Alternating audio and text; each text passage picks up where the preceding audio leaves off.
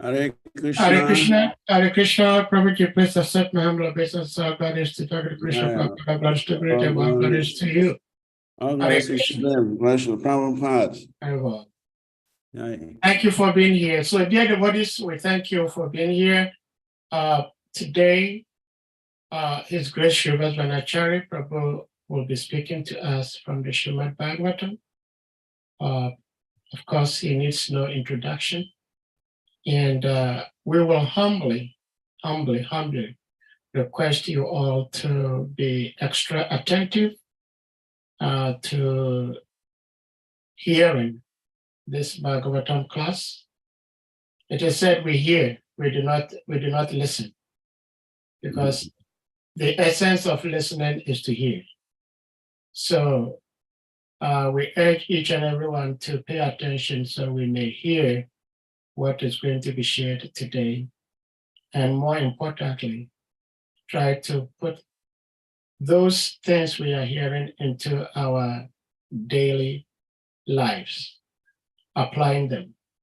So on this note, Prabhuji, we may put the verse on the screen and then you may start speaking. Hare Okay. Krishna. Hare Krishna.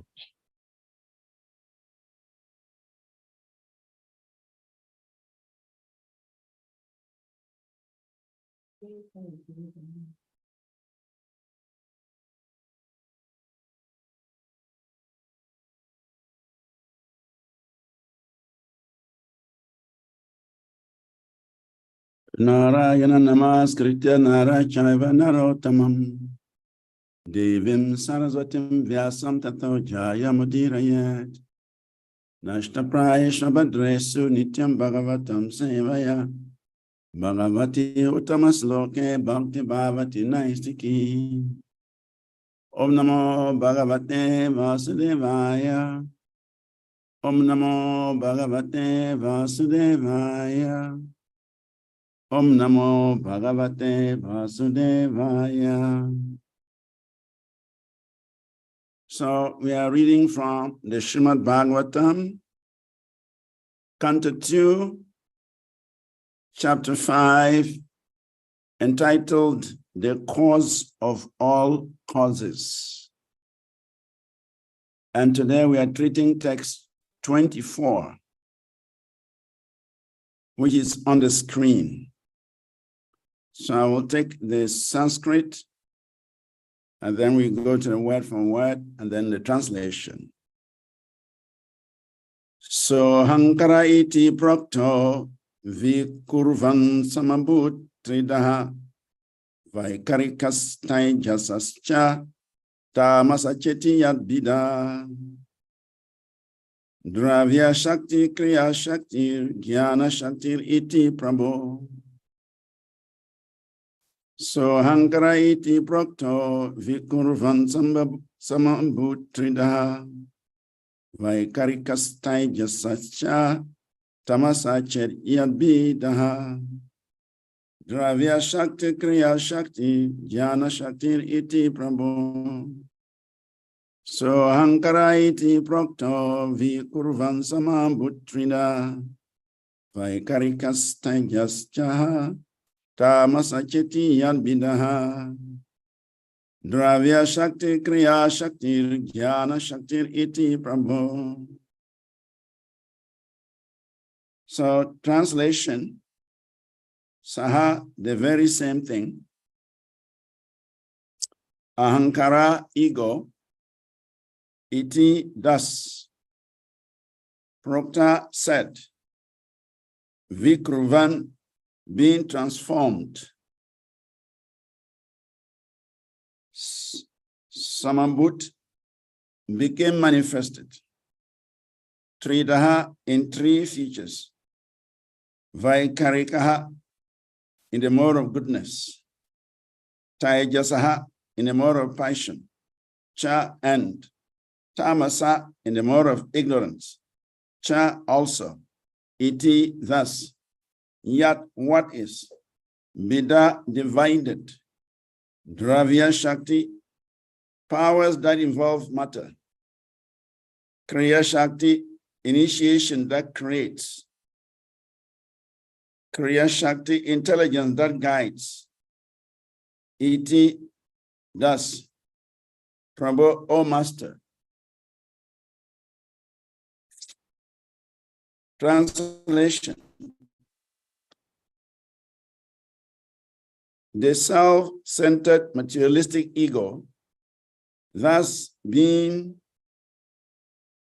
transformed into three features, becomes known as the mode of goodness, passion, and ignorance in three divisions, namely the powers that involve matter, knowledge of material creations, and the intelligence that guides such materialistic activities. Narada, you are quite competent to understand this. In the purport, Srila Prabhupada writes,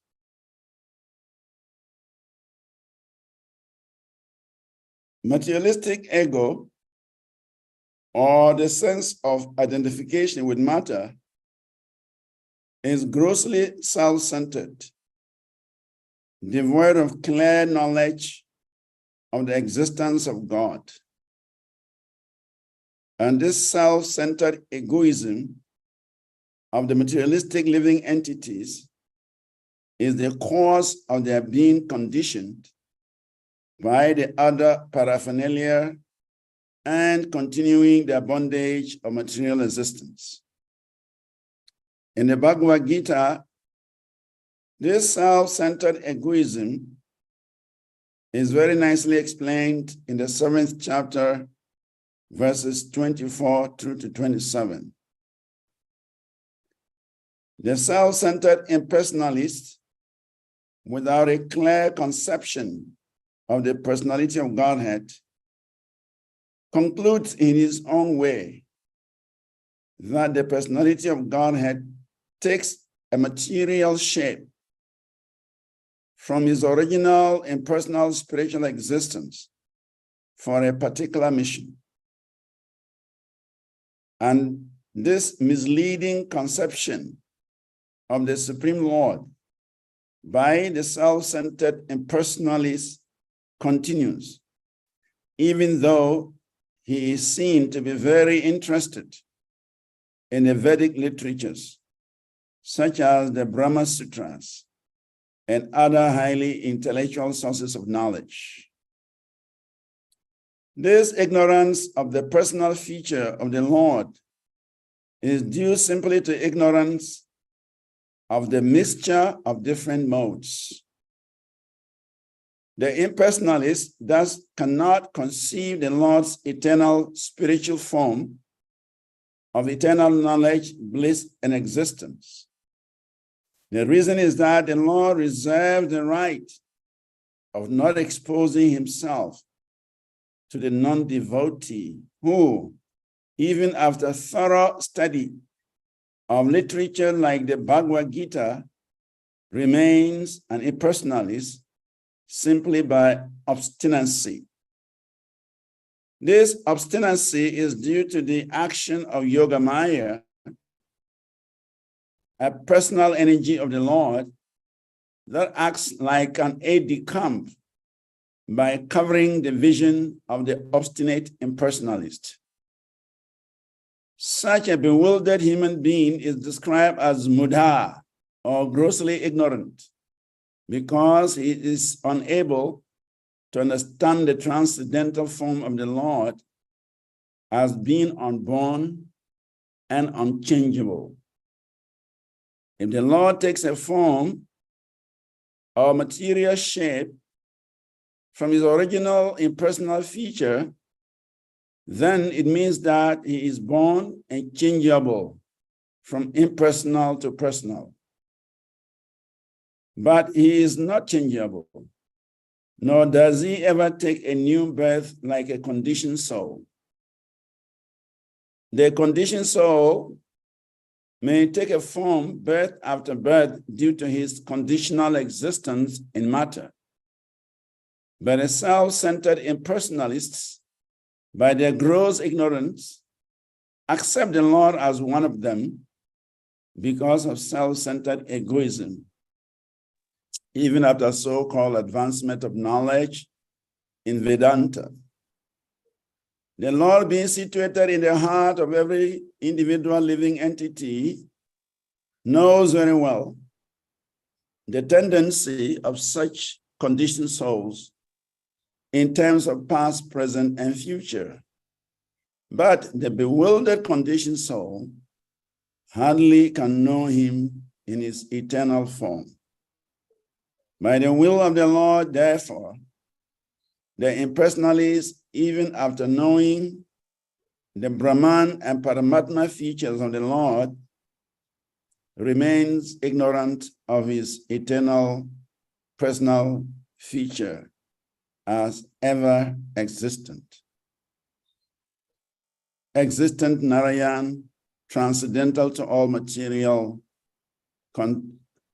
creation. The cause of such gross ignorance is constant engagement by the materialistic man in the matter of artificially increasing material demands. To realize the Supreme Personality of Godhead, one has to purify the materialistic senses by devotional service. The mode of goodness or the Brahminical culture recommended in the Vedic literatures is helpful to such spiritual realization, and thus the Jnana Shakti stage of the conditioned soul is comparatively better than the other two stages, namely Dravya Shakti and Kriya Shakti. The whole material civilization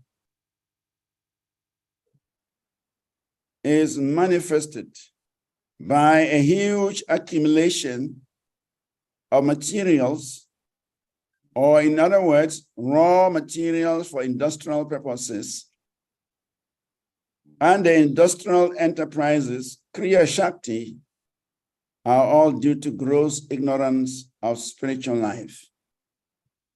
In order to rectify this great anomaly of materialistic civilization, based on the principles of Dravya Shakti and Kriya Shakti, one has to adopt the process of devotional service of the Lord by adoption of the principles of Karma Yoga mentioned in Bhagavad Gita 9.27 as follows.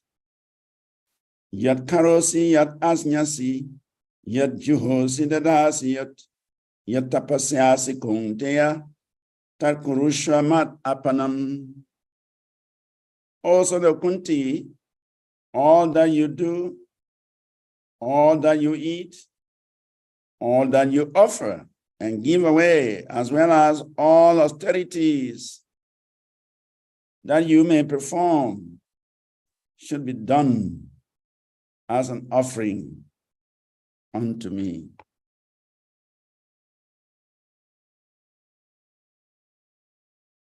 Om Jnana Timaridasya Jnanan Ganashalakaya Chakshuram Nalitam Yena Tasmai Sri Gurave Namaha.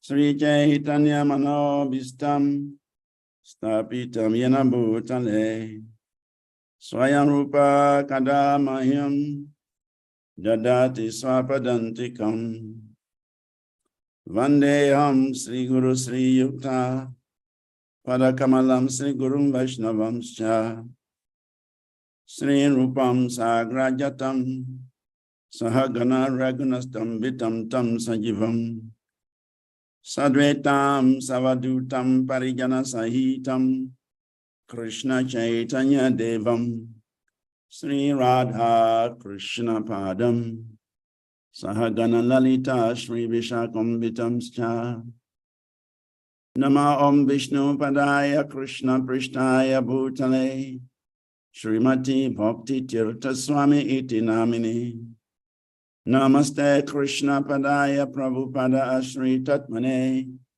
Shri Gaura Karuna Shakti Bhakti Tetariti Namini.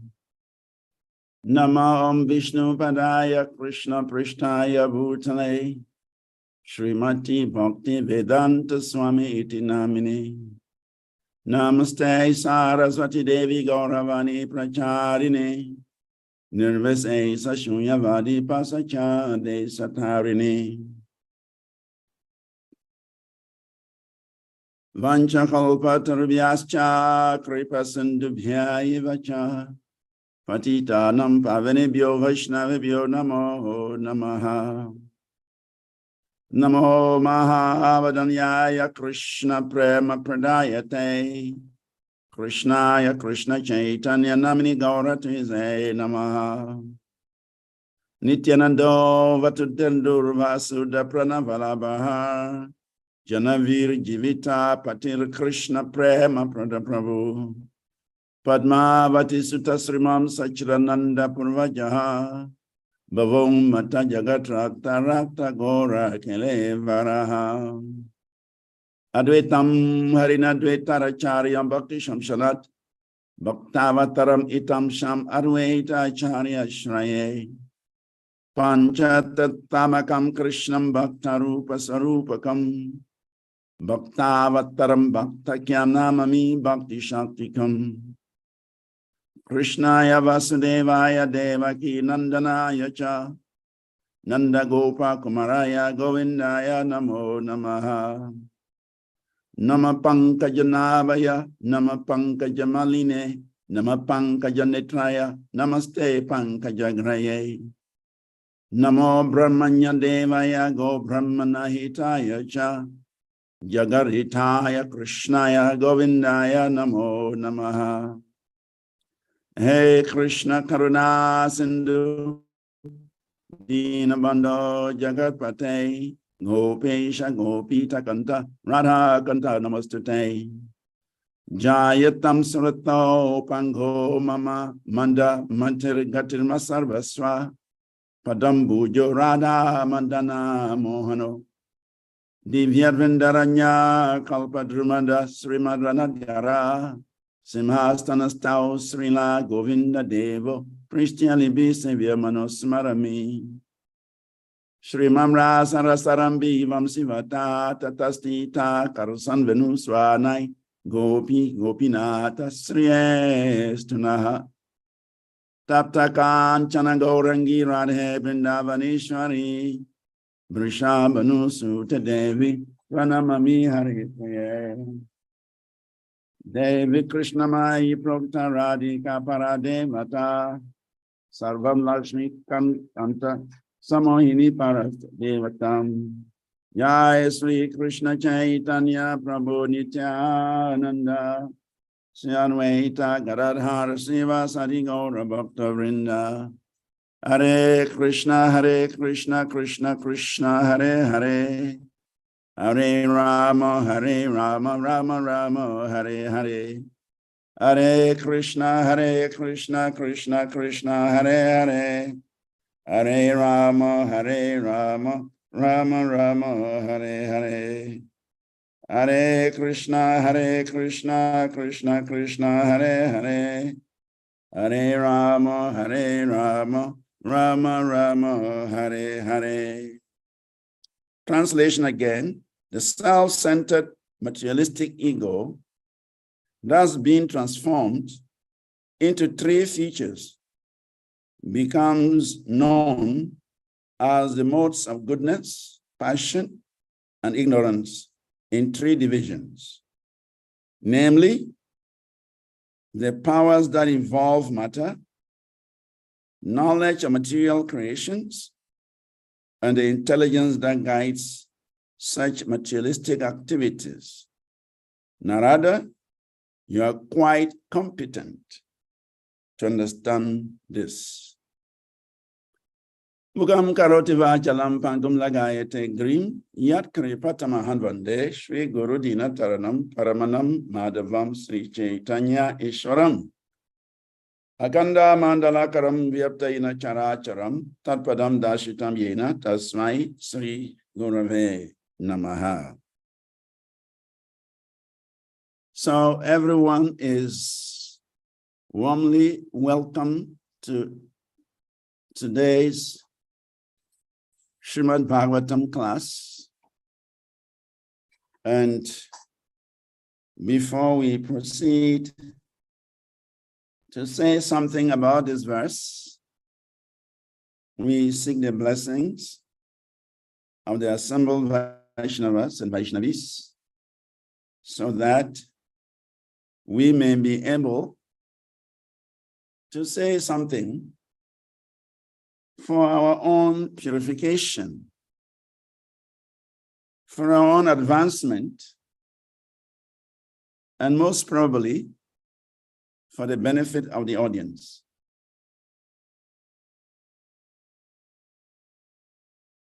So this chapter is entitled The Cause of All Causes.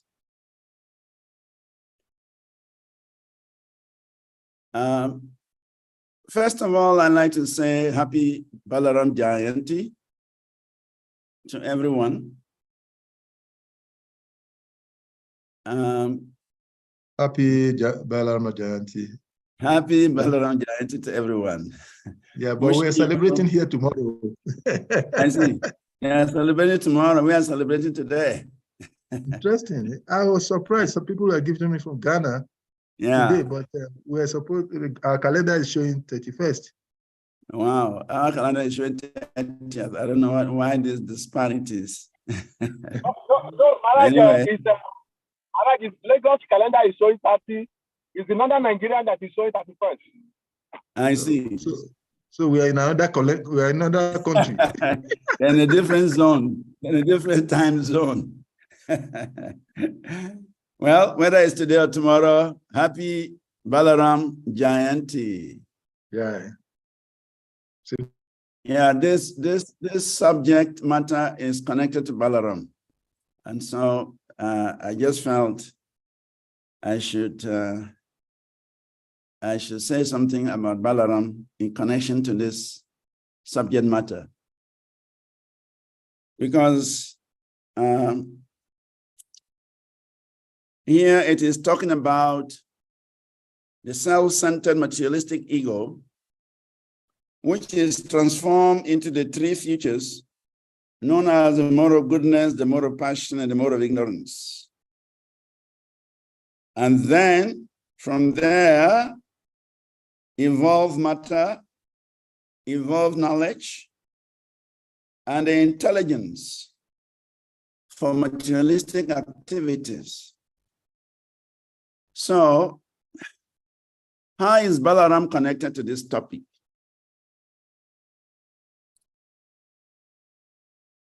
In one purport, Srila Prabhupada writes that Balaram is responsible for the creation of the spiritual and material worlds.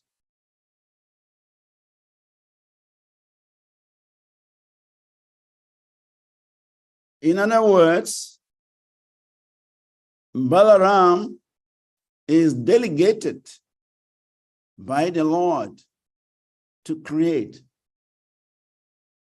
So somebody asked a question, if Balaram is the creator of the both spiritual and material worlds, then where was Krishna when Balaram was creating the spiritual world? And does that mean that Balaram came before Krishna, or Krishna came before Balaram? So these are some philosophical issues that has to be sorted out. But Srila Prabhupada also mentions that when Krishna is in his thinking mood, he is Krishna, the Supreme Personality of Godhead, Swayam Bhagavan. When Krishna is in his thinking mood, he is Swayam Bhagavan Krishna. But when Krishna is in the feeling mood, he is Vasudeva. And when Krishna is in the willing mood, willing means action, he is Balaram. That means the same Krishna, he has different faces. He has different moods, and these different moods are responsible for Krishna's activities.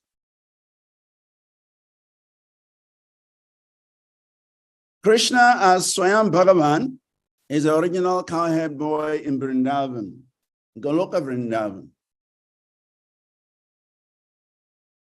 And Krishna as Vasudeva is the expansion of Krishna that married the 16,108 queens. Actually, that Vasudeva Krishna is the son of Vasudeva and Devaki. Swayam Bhagavan Krishna is the son of Nanda Maharaj and Yashoda Mai. Two Krishnas are there. One is Vasudeva Krishna and one is Swayam Bhagavan Krishna. One Krishna is the original because he's in the thinking mood, and one is the feeling aspect of Krishna because he wants to relate to his devotees. And then when Krishna wants to act, he manifests as Balaram. So, the material creation that we are witnessing, this vast material creation that we are witnessing is actually Lord Balaram's creation. Of course, we know that Balaram does not directly get involved in material creation. But an expansion of Balaram is responsible for the material creation. Balaram expands into the Chatuvyuha, Vasudeva, Shankarshan, Pradyumna, and Aniruddha. That is the first set of Chatuvyuha. And then there is a second set of Chatuvyuha manifesting from this first set of Chatuvyuha. Each of them also expand into Vasudeva, Sankarshan, Aniruddha, and Pradyumna. From this second set, Mahasankarshan is manifested. And from Mahasankarshan, Mahavishnu is manifested. And from Mahavishnu, the material creation is effected. So Balaram is responsible for the material creation through his expansions.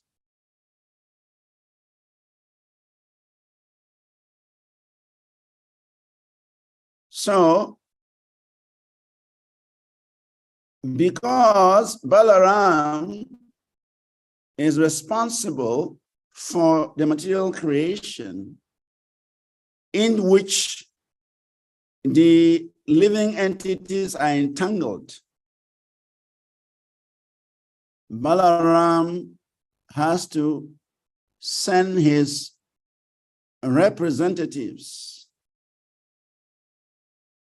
to come down into the material creation to try to distribute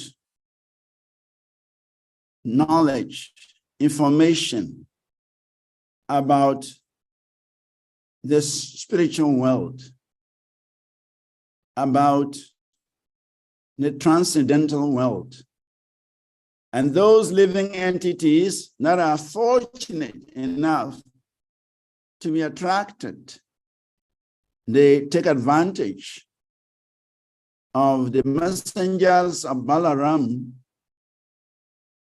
and then they return to the spiritual kingdom.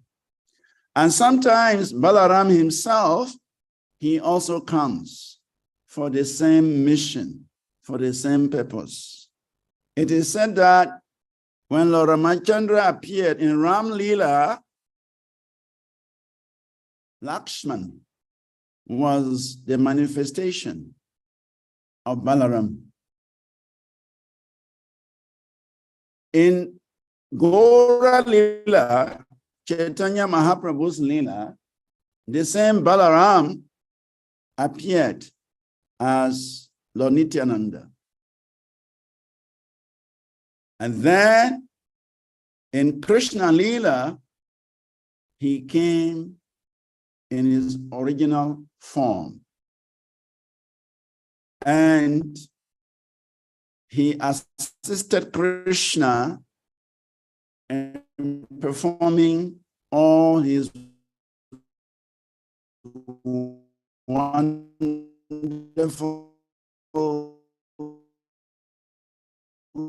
wonderful pastimes in order to attract the conditioned souls, not different from Krishna. The only difference is his color. Krishna is sham and Balaram is whitish. Krishna is blackish or bluish, blue-black. Balaram is whitish. Krishna wears a yellow silken dhoti. Balaram wears a blue silken dhoti. Krishna carries his eternal weapon, the flute.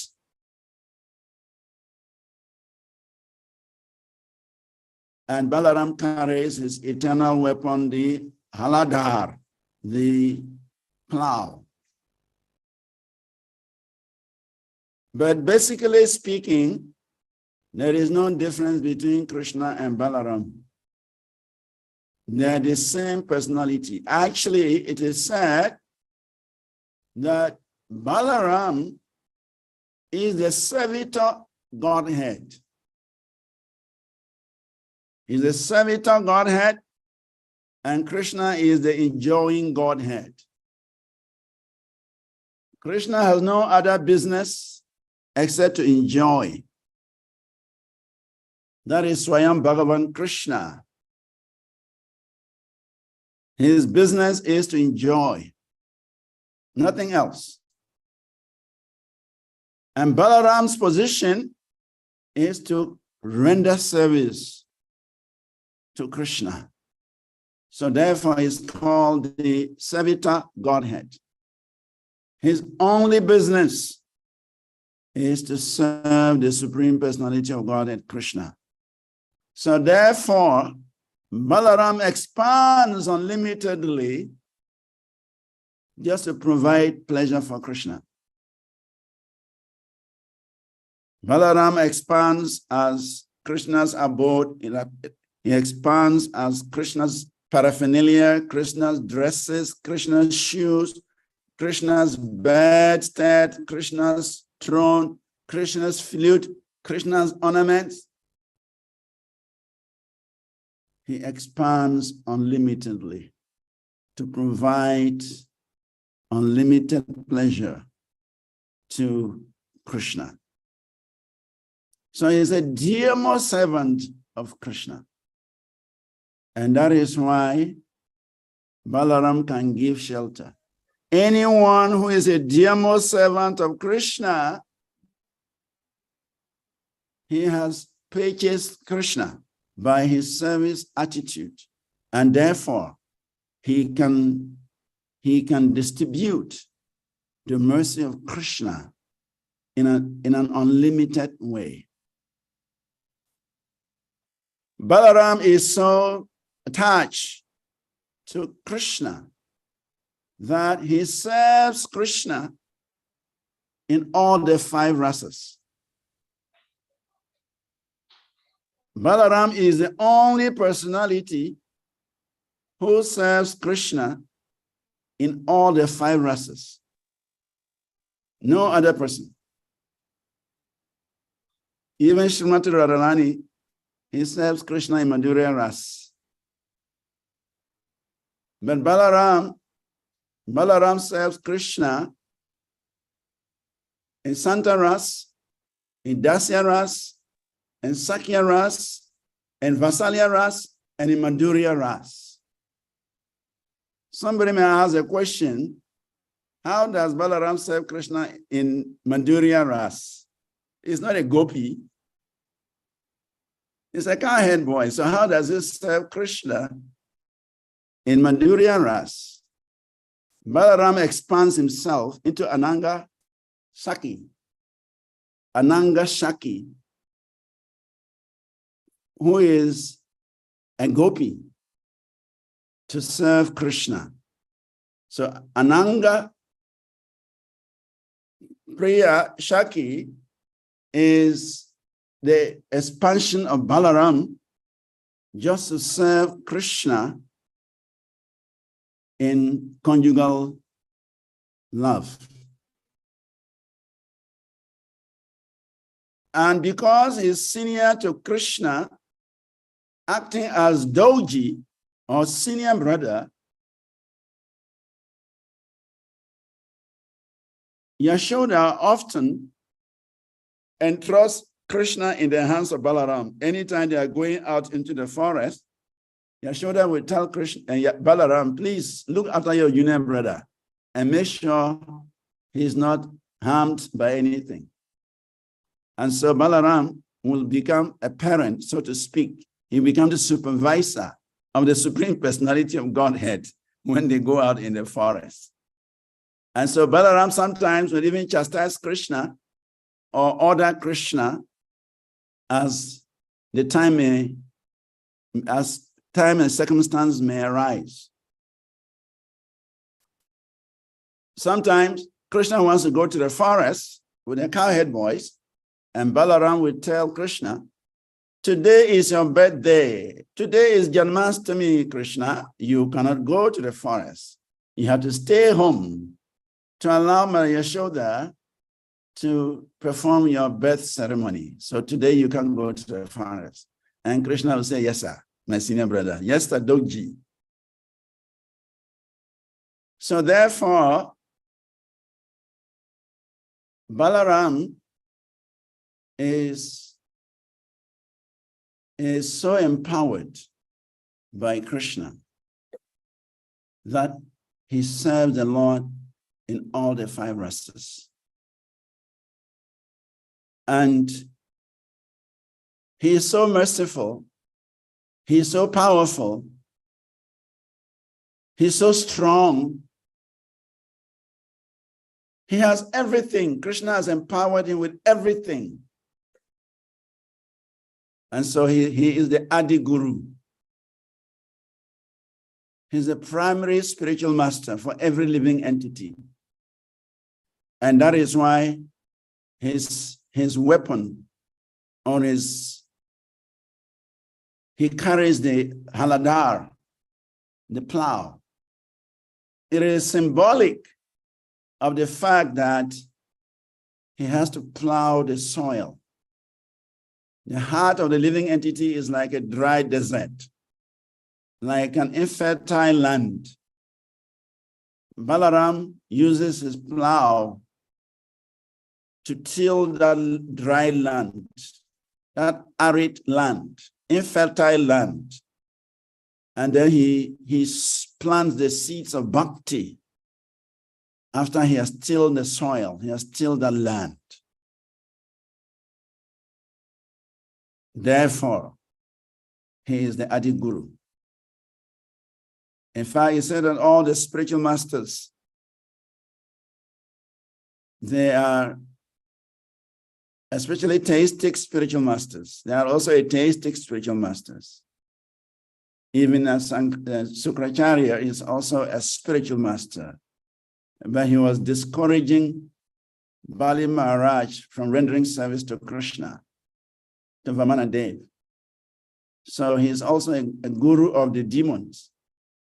So the theistic spiritual masters, they all represent Balaram.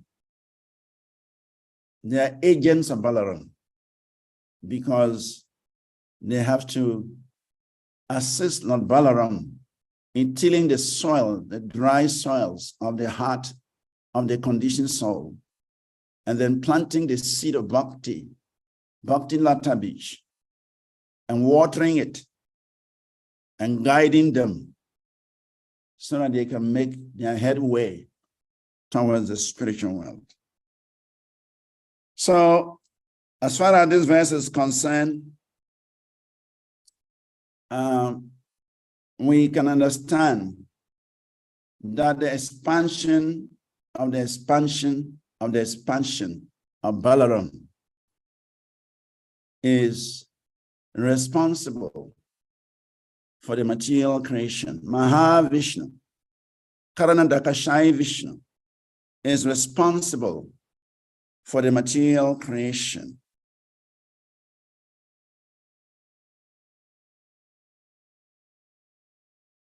The pradana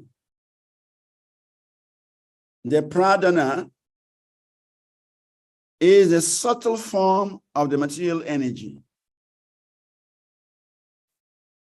This pradana, when the material creation is terminated, when the material creation comes to an end, it is withdrawn, and it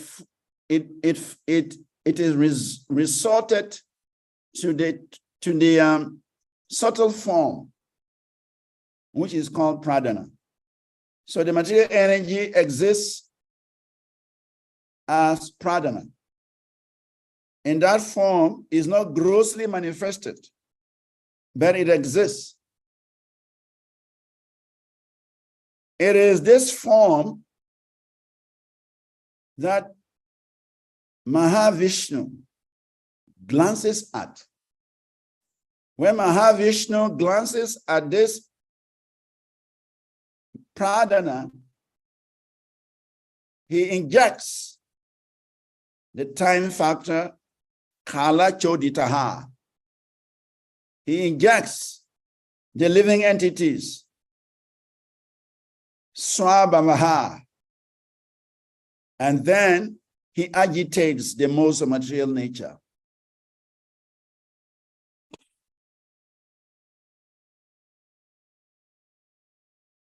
And when that is done, then it is no more called pradana. It becomes mahatattva. It becomes gross.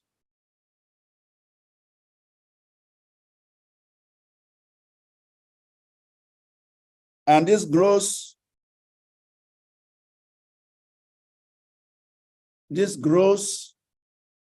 matter begin to manifest. It is said that in the Mahatattva, the first principle is false ego.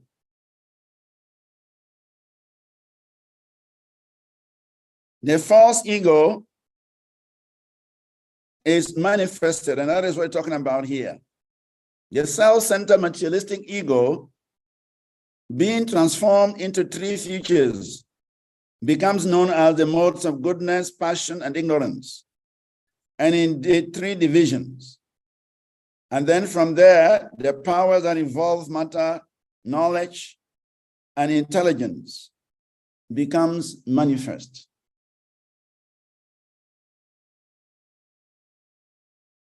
So, the Mahatattva is directly connected with the Supreme Personality of Godhead, especially in its pradana form. in its pradana form, it is connected to the Supreme Personality of Godhead.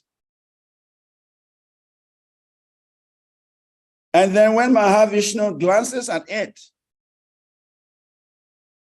then it becomes Mahatattva. Mahatattva now becomes a shadow of pure consciousness. And that is the germinating place of the material creation. Material creation cannot take place without Mahatattva. So long as the material energy is still in the form of pradana, in a very subtle form, it is connected to the Supreme Personality of Godhead. But when it is glanced at by Mahavishnu, then it becomes Mahatattva. And then the false ego becomes manifest. Then the living entities are injected into Mahatattva. And then the time factor is also activated in the Mahatattva. And then the reactions begin to occur.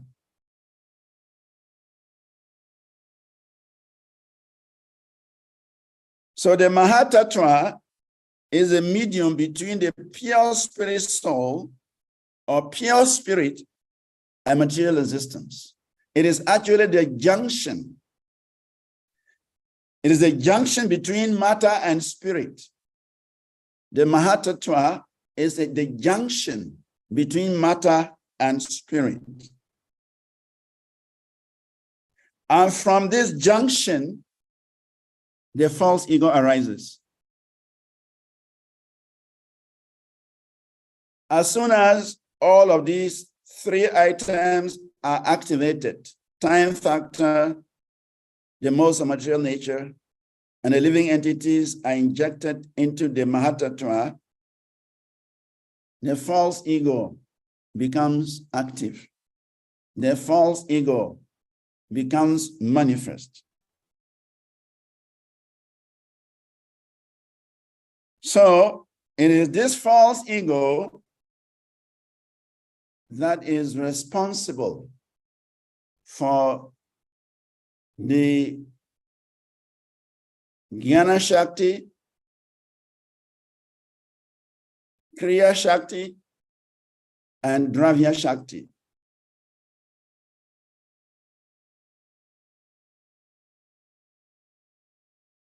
Jnana Shakti represents knowledge. Kriya Shakti represents the cause. And then Dravya Shakti represents the effect.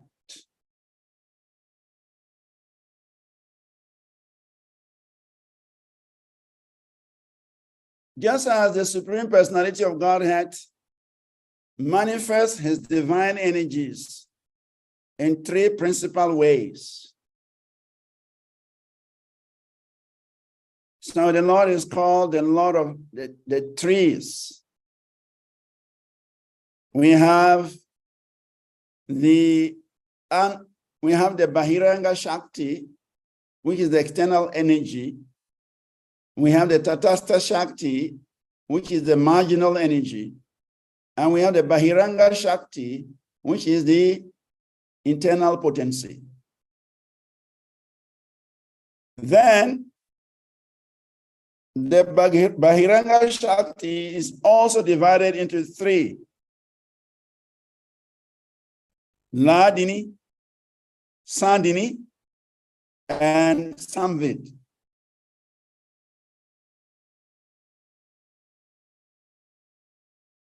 Even the Tatastha Shakti is also, so to speak, divided into three sections. We have the Nitya Siddhas, we have the Nitya Baddhas, and we have the Mukta Baddhas. Nitya Siddhas means those who are eternally liberated. They have nothing to do with material world. Nitya Baddhas means those who are eternally conditioned. They have no knowledge of the spiritual world. And the mukta bhadas are those who are endeavoring to get out of the material creation. They have some little knowledge and they want to get out.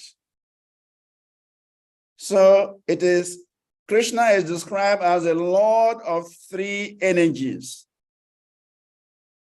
So similarly, the material energy is also divided into three sections. Kriya Shakti coming from the mode of goodness. Jnana Shakti coming from the mode of goodness. Kriya Shakti from the mode of passion. And Dravya Shakti from the mode of ignorance.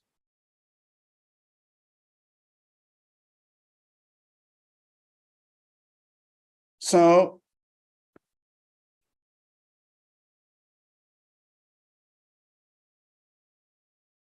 Krishna is the source of everything. Everything emanates from him.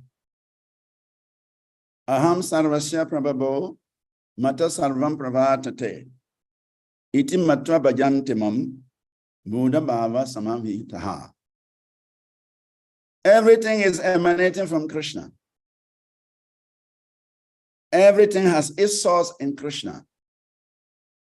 So even the material creation, it has its source in Krishna.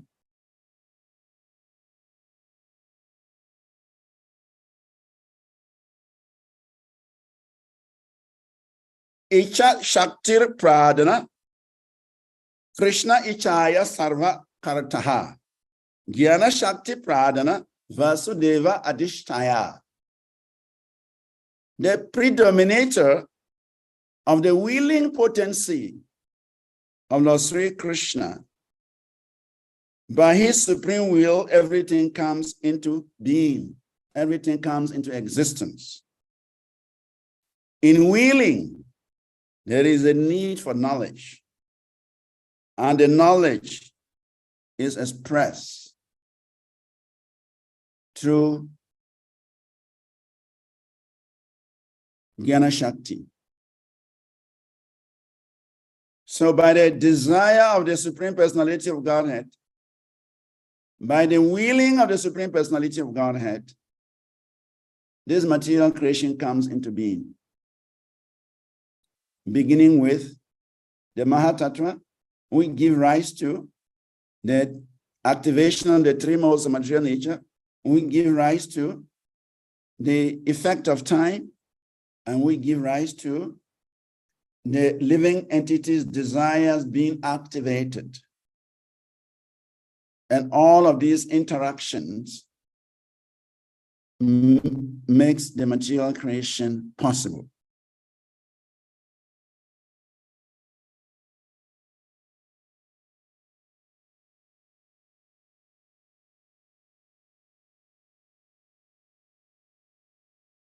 Mahatattva vikurnatat aham tattvam vijayata karyakara.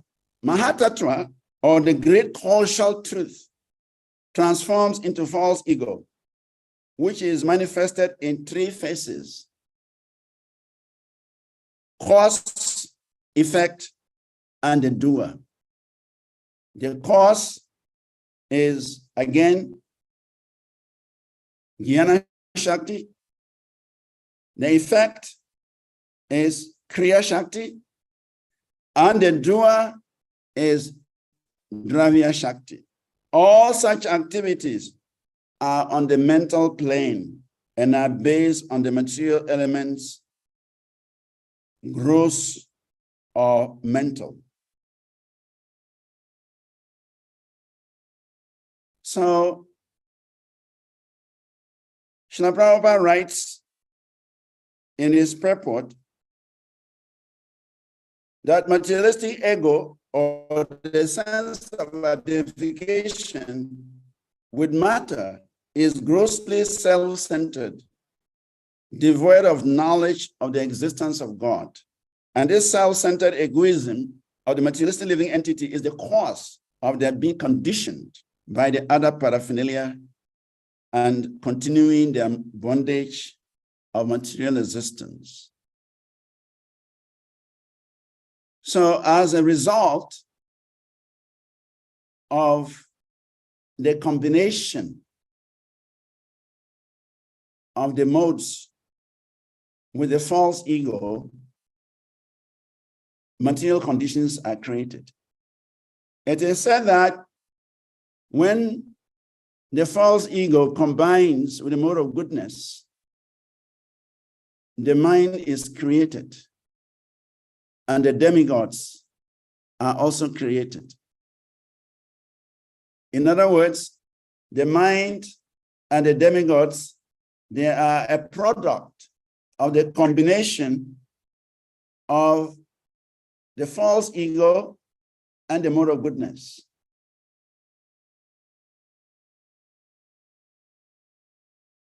Then, when the false ego combines with the mode of passion, then intelligence and the senses are created. And when false ego combines with the mode of ignorance, the gross elements, earth, water, fire, air, ether, are manifested. The gross elements, the 5 gross elements, earth, water, fire, air, and ether, they are manifested. So the whole material creation is a combination of the gross elements, of the working senses and knowledge acquiring senses, the mind, the intelligence. And so these are the cause of the living entities' entanglement in this material world. So Srila Prabhupada says that the identification with gross matter devoids the living entity of knowledge. And when the living entity is devoid of knowledge,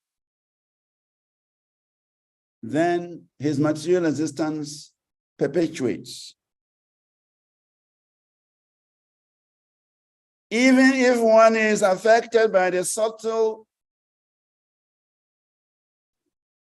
materialistic situation, he remains entangled. Nahama mertiba voyam purushe vyeva diyate. As long as there is existence in the subtle material body composed of intelligence, mind, and the senses, the consciousness of false identification continues. And the living entity remains in material existence. Therefore, Lord Rishabhadev, in his instructions to his 100 sons, he said, Parabhavatavat abodanjo, Yavanya Gigyanshata Admatatum. He says, if a person is engaged in any kind of karmic activities, be it pious or impious, the mind is called karmatha. Karmatmaka. Karmatmaka. It means the mind is colored by fruitful activities. And as long as the mind is impure, as long as consciousness is impure, as long as one is absorbed in this karmatmaka, one's material existence is perpetuated. One has to continue the materialistic activities.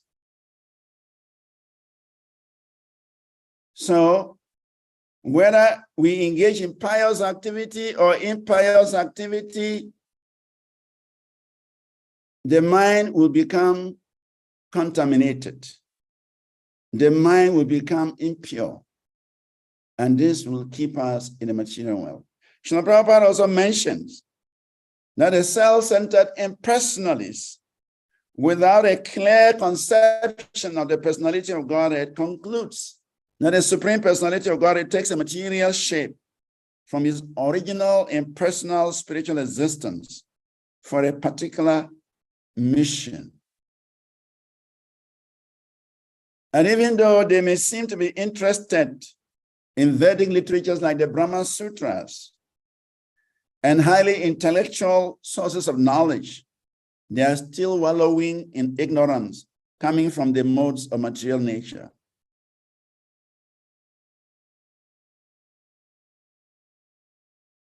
Because the senses are certainly products of the modes of passion and the false ego. The senses are coming from Kriya Shakti, combination of the modes of passion and the false ego. So therefore, the mind, their intelligence, they are subject to mental speculation. Philosophical or speculative knowledge and fruitive activities will always keep the living entity in the material world.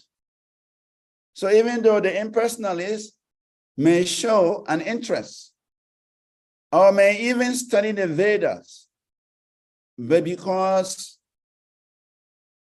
they are using their senses that are already contaminated, they cannot perceive the Supreme Personality of Godhead. They cannot understand the Supreme Personality of Godhead.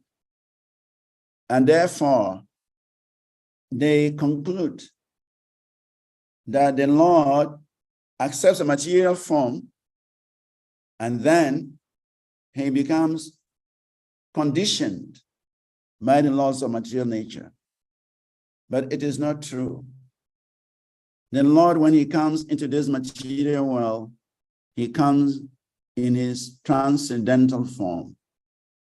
And that is why Krishna is saying, Jarma karma chame dibhyum.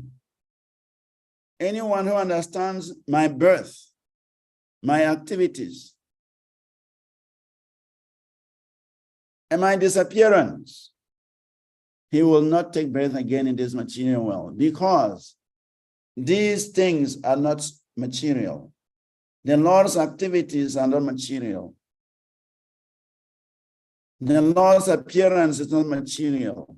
The Lord's disappearance is not material. So anyone who can understand these things will surely become liberated from this material world.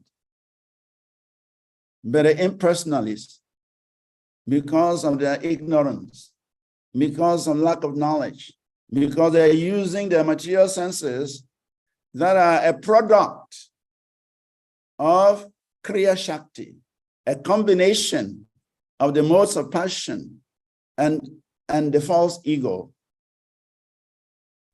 They are always conditioned, and a conditioned mind cannot understand the transcendental nature of Krishna. So therefore, despite their effort to study the Vedanta Sutras, despite the effort to study highly intellectual scriptures, they remain conditioned. And Chaitanya Mahaprabhu was in Benares. Prakashananda Saraswati, the chief of all the personalities in Benares, he criticized Chaitanya Mahaprabhu. He says, my dear young sannyasi, why are you dancing on the street? You should study Vedanta Sutras. The business of a sannyasi is to study Vedanta Sutras. You are such a young man. You are so attractive. Your senses are so strong as a young man. If you don't study Vedanta Sutra, you will fall down. Instead of you dancing on the street, you should study the Vedanta Sutras. And Chaitanya Mahaprabhu, in a very, very humble way, told Prakashananda, that my dear great scholar, my spiritual master found out that I was such a fool. I did not have the qualification for studying Vedanta Sutras. So he gave me this mantra and asked me to just chant it and dance. And I have carried out the order of my spiritual master. And I'm getting some results from it. I'm feeling happy chanting and dancing. I'm feeling happy singing and dancing on the street. Of course, we all know what happened at the end of it all. Prakashananda and his 1,000 disciples all became students of Sri Chaitanya Mahaprabhu, and they all joined Mahaprabhu's Sankirtan party. They gave up their Vedanta Sutra study, they gave up their highly intellectual study, and they all joined Sri Chaitanya Mahaprabhu, and they became Vaishnavas. In the same way, when Mahaprabhu arrived in Puri, Sarvabhauma Acharya, who was known as the topmost scholar in the whole of Puri, and was an authority, advisor to King Prataparudra. He also said Lord Chaitanya was too young to be a sannyasi. And under as a sannyasi, he should study the Vedanta Sutra, otherwise he will fall down. And therefore he opted to give lessons of Vedanta Sutra to Sri Chaitanya Mahaprabhu. And for 1 week, Sri Chaitanya Mahaprabhu did not say one word. He just sat there and was looking at Sarvabhauma Acharya. So after speaking for 1 week, he was feeling a bit uneasy. He was feeling a bit embarrassed. What kind of student is this? That I'm speaking and speaking and speaking, and he says nothing. Does he really understand the subject matter? So Sarvabhauma Acharya finally spoke up. He said, my dear student, I have been speaking and speaking and speaking, and you're not saying anything. Are you grasping the subject matter? Are you understanding the subject matter? And Sri Chaitanya Mahaprabhu said, Vedanta Sutra is as clear as the noon sun, but you are placing a lot of clouds in the sky and covering the sun. How can people understand? How can they see the sun? And from that moment, Chaitanya Mahaprabhu took over the position of a teacher, and he educated Sarvabhauma Acharya in Bhakti philosophy. And he also ended up joining Chaitanya Mahaprabhu's Sankirtan party. And the residents of Puri, they were surprised to see their topmost scholar with tilak and dhoti joining Sri Chaitanya Mahaprabhu's Sankirtan party. So these impersonalists cannot taste the sweetness of Krishna consciousness because they are speculators. And speculation is coming from the mind and the senses, which are coming from Kriya Shakti. And that is far removed from the Supreme Personality of Godhead. So the Prabhupada also mentions that the Lord, being situated in the heart of everyone, knows the tendency of such conditioned souls in terms of past, present, and future. But a bewildered conditioned soul hardly knows the Lord's eternal form. So that is the situation with all living entities in this world. We are completely obliterated from the Lord. We have no idea how the Lord looks like. We have no information who is the Supreme Personality of Godhead. We are just hitting our heads against the wall in this material world. Everyone is blind. The blind are leading the blind, and everyone is falling into the ditch. So therefore, Krishna is situated in the heart of every living entity as the best of friends. Suhridam sarva dehinam. Krishna is the best friend of every living entity. He's the actual friend of every living entity, because the relationship with the living entity is eternal. Krishna never abandons the living entity, no matter what. In the material world, somebody may be your friend today, and tomorrow he may turn to be your enemy due to circumstances. So our friendship is temporary. Our enmity is also temporary, because circumstances will change and the relationship will also change. But in the case of the super soul with the living entity, no circumstance can change the relationship. And therefore, Krishna declares himself the best of friends of the living entity. He's our real friend. In rain or shine, Krishna is our friend. In every form of life, Krishna is our friend. In the hellish planet, in the earthly planet, in the heavenly planet, Krishna is our friend. So our true friend is Krishna. He is seated in our heart. Sarvasya chaham hriday sanivisto mata smriti jnanam apohanam cha. Krishna is seated in our hearts, and from him knowledge is coming. From him remembrance is coming. From him forgetfulness is coming. So when a living entity is interested, when a living entity is inclined, Krishna gives him the right knowledge. So Krishna, he knows past, present, and future. Krishna, he knows every living entity. It doesn't matter which species we find ourselves. Krishna knows of that living entity. Vedaham samantitani vatmanani charjuna bhavishyani chat bhutani mamte veda kadas chana. Krishna is saying, I know everything that has happened in the past. I know everything that is happening right now. I know everything that is yet to happen. I know every living entity, but for me, no one knows. So, Krishna is kind to us, even though we don't know him, even though we have forgotten him, due to the influence of the material energy, due to the influence of the false ego, due to the influence of the modes of nature. All of these combine together to work against the interest of the living entity.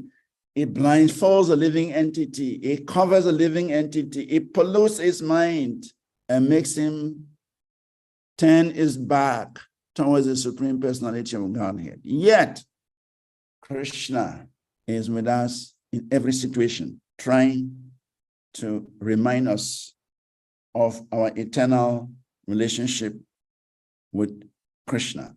In fact, Srila Prabhupada concludes the purport by saying, to rectify this great anomaly of materialistic civilization based on the principles of Dravya Shakti and Kriya Shakti, one has to adopt the process of devotional service. In fact, in somewhere else, they mentioned that the conditioning of the living entity is due to the increased material desires. And these material desires are simply a product of the Kriya Shakti and the Dravya Shakti. That means the lower modes. Kriya Shakti is passion and false ego combined. Dravya Shakti is tamas, ignorance, and false ego combined. Jnana Shakti is goodness,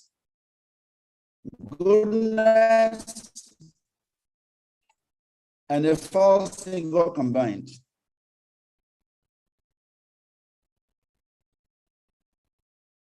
Sorry.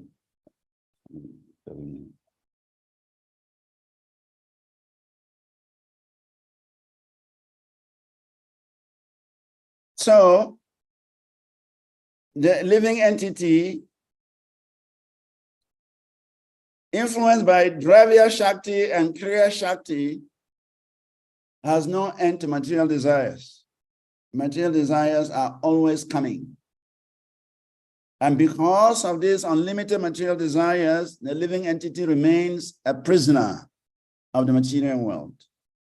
So Srila Prabhupada concludes the purport by saying to rectify this great anomaly of materialistic civilization based on the principles of Dravya Shakti and Kriya Shakti, one has to adopt the process of devotional service.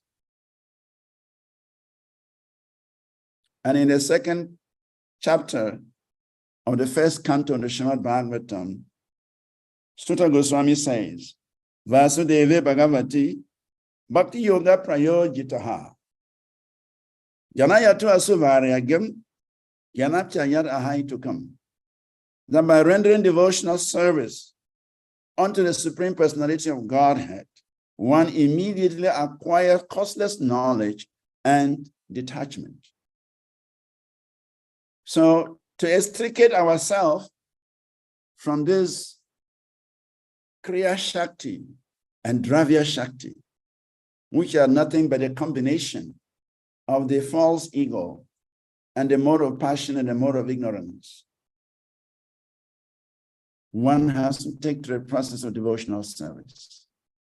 And somewhere Prabhupada mentions that the Jnana Shakti, which is the mode of goodness, combined with the false ego, is even better. It puts one on a better platform to approach devotional service. So the mode of goodness, even though it is not the ultimate position of the living entity, it is still contaminating, but it is better than the two lower modes, because on the platform of goodness, one is interested in knowledge, one is interested in cleanliness, one is more principled, and one may take to the process of bhakti. And so the way forward is devotional service. That is what will free us from this egocentric situation we find ourselves in. This will free us from this Kriya Shakti and Dravya Shakti that are simply increasing our desires and making us more and more entangled. Hare Krishna. Hare Krishna. Thank you so much, Prabhuji, for the wonderful class as usual. And well, we've already spent quite a number of minutes here.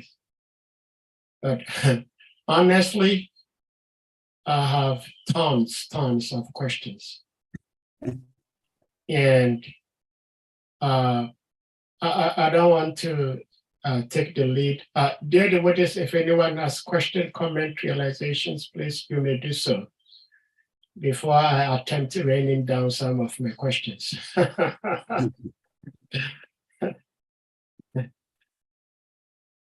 Well, maybe I may ask to agitate the devotees. I'm sorry being an agitator. But Prabhuji, I have this question. It's very interesting how Srila Prabhupada speaks, how Srila Prabhupada writes.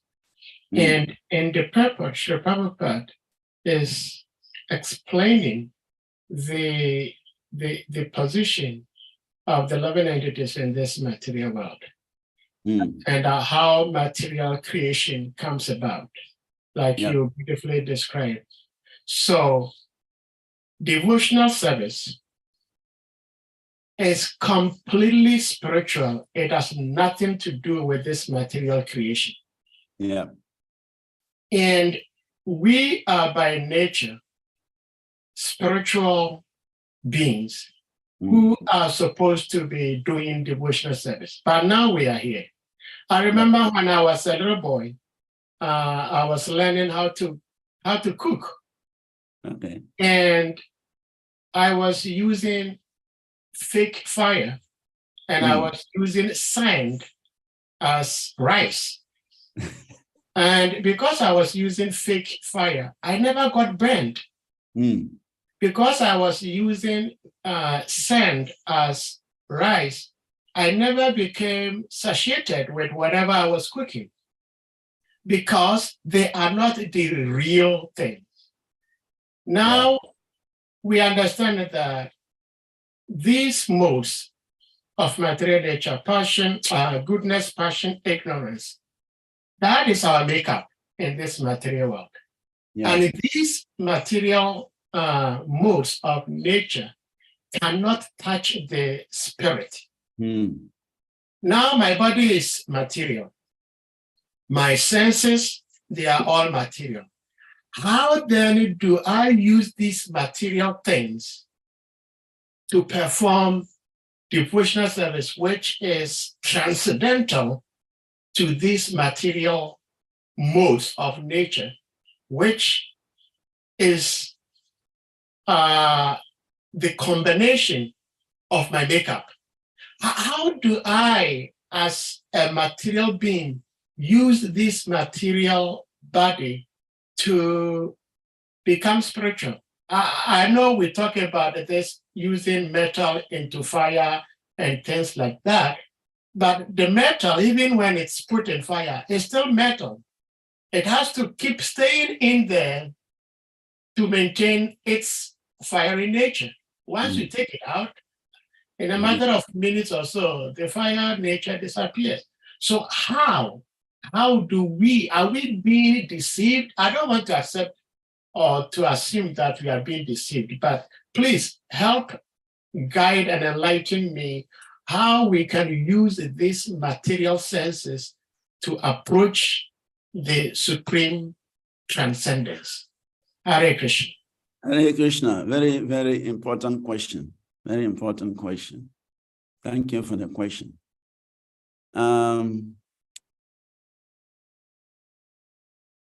First of all, we have to understand that both the spiritual energy and this material energy belongs to Krishna. They belong to him. And one can become connected to Krishna, especially those of us in the material world. Those who are in the spiritual world, they don't need to make any effort to connect. They're already connected. But those of us in the material environment, we have to connect. And so, how do we connect? Because we're in a material body is made of material elements, false ego, the modes of nature. Everything in this material world is actually a combination of the false ego and the modes of nature. So, and they seem to work against our effort to become spiritual. So there are many verses that we can quote to elucidate how, even though we find ourselves in this material situation, yet it is possible to connect. It's possible to use the material objects, material senses, material facilities to connect to the Lord. So the first premise, the first understanding is that we have to accept that both the material and spiritual energy belongs to the Lord. They are actually connected. It is only when the pradana becomes agitated by Mahavishnu's glands, then it becomes gross. Before then, it is subtle. Before then, it is actually described as part of the intelligence of the Supreme Personality of Godhead. It said the pradana is part of the universal intelligence of the Supreme Personality of Godhead. But when it is agitated, when it is glanced at by Mahavishnu, and then the modes begin to act, and the time factor begins to act, and then the living entities become alive, then the material situation begins to work. So, by engaging whatever we have, whether it is our senses, whether it is our property, whether it is our intelligence, whether it is whatever asset we have, we must understand it belongs to Krishna. And that if we engage whatever we have in doing some seva, in doing some service, Krishna, out of his costless mercy, would accept that service, even though it is coming from us in a material situation. Krishna will begin to accept the service. And once Krishna begins to accept the service, then that acceptance converts that material activity into a spiritual activity. For example, we go to the marketplace, we buy boga. From the same market everybody is buying from. We bring the boga home, we cook it with the same fire and the same pots everybody is using. But when we offer the boga to Krishna under the guidance of the acharyas, they have a process, they have a methodology that if you approach that methodology, your offerings will become spiritualized. And we can all testify. Our own lives are evidences of the power of prasadam. Prasadam was originally just common boga from the market. But when it is cooked under certain conditions and offered according to the guidance of the acharyas, that mundane food we purchase from the market becomes Krishna prasadam. And when the living entity eats it, his senses become purified. His life becomes transcendental. In the same way, the Maha Mantra, the glorification of the Supreme Lord, is spiritual. So when we engage our senses, the tongue, the ears, to chant it, to hear it,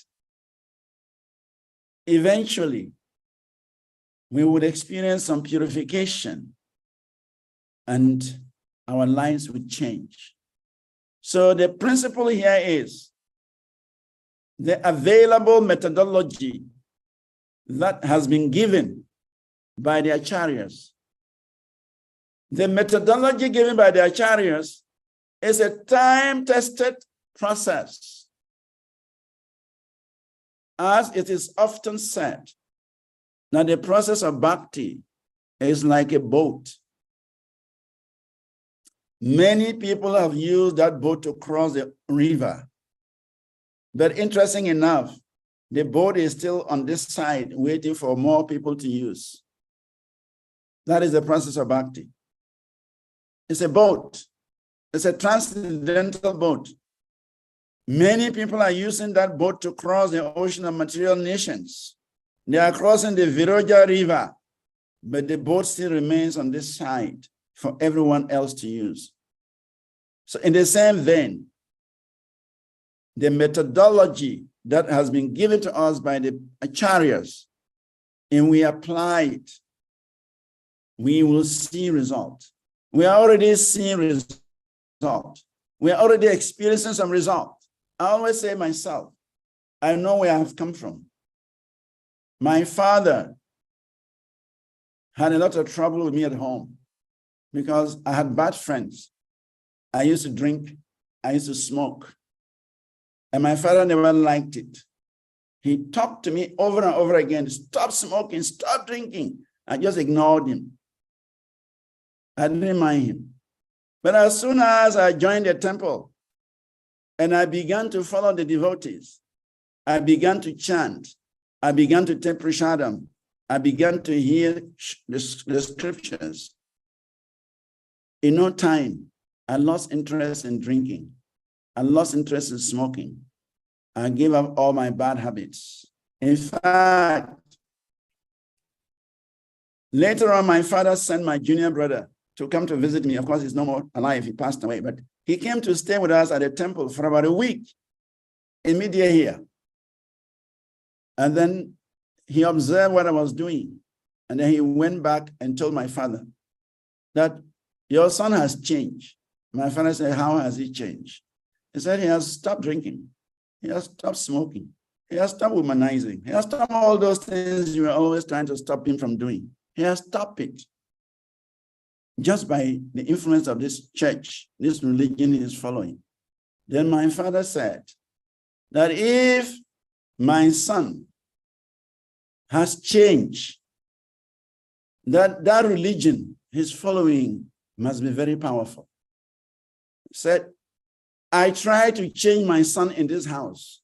I couldn't change him.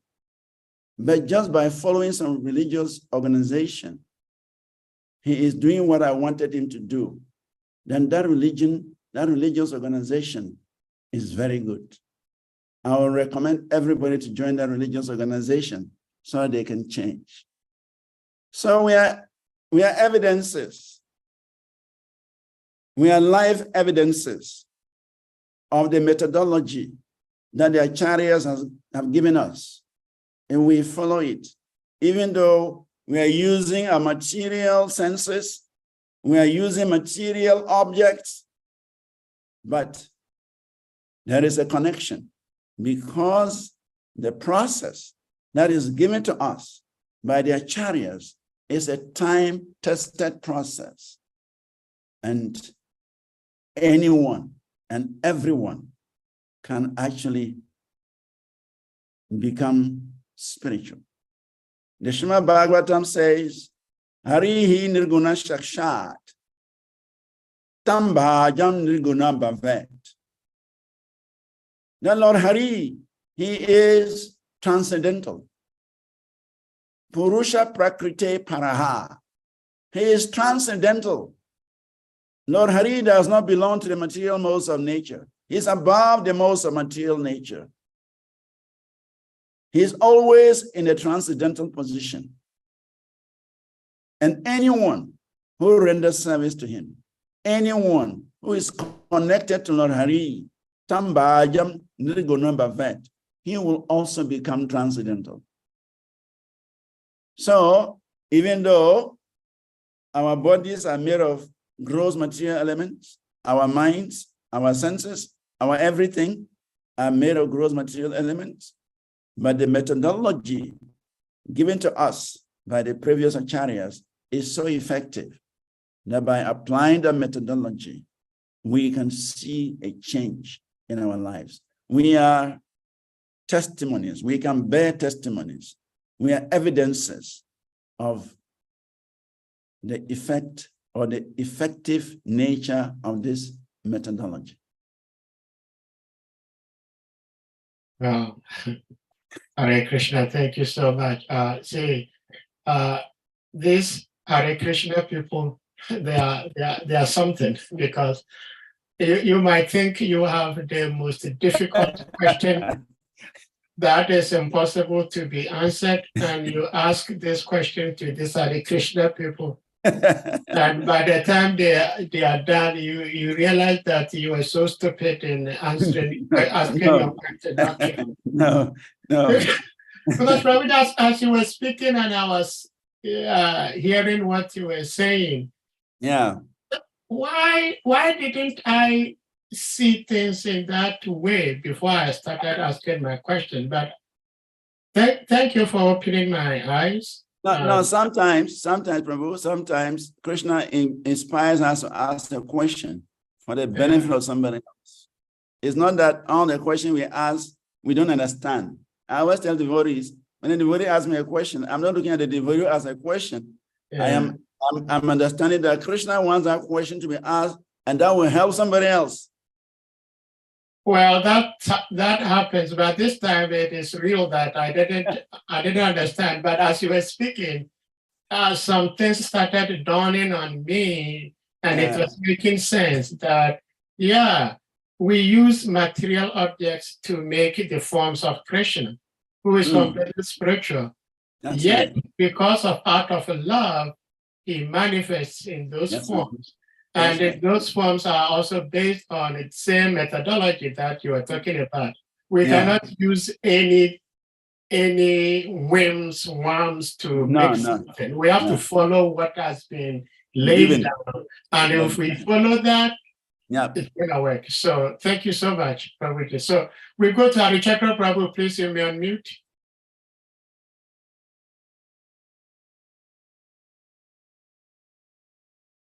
Harichakra Prabhu, are you there? Yeah. Okay. Yeah, I'm here. Hare Give me a minute. All right. Just give me 1 minute. Let me. No, 1 minute is quite too long. Too long. Okay. Then 5 seconds. Okay, that's acceptable.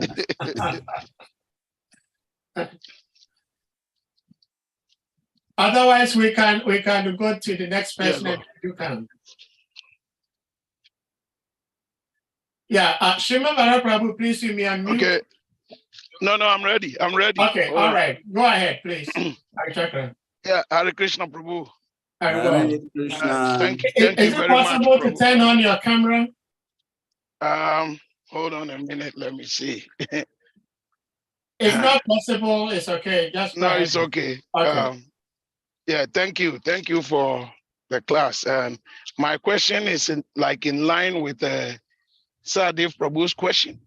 Maybe half part of it has been answered through the answer you gave, but the actual question I'm asking is coming from the verse. Can you, Sadev, can you go back into the purport? Okay.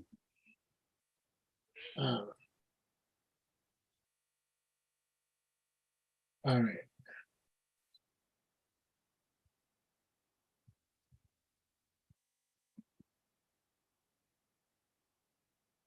You know, I don't have good eyes, so you have to read it for me. Where Prabhupada is talking about the combination of things that is keeping us here in the material world. Yeah, and okay, that's only, the last part. Okay. The last paragraph, we're talking about the Kriya Shakti and the Ravya Shakti. The cause of such gross ignorance is constant engagement by the materialistic man in the matter of artificially increasing material demands. Okay. To realize the supreme personality of God, that one has to purify the materialistic senses by devotional service. Okay. Okay. So in Prabhu's deliberation, when he was talking, he elaborately explained all these things.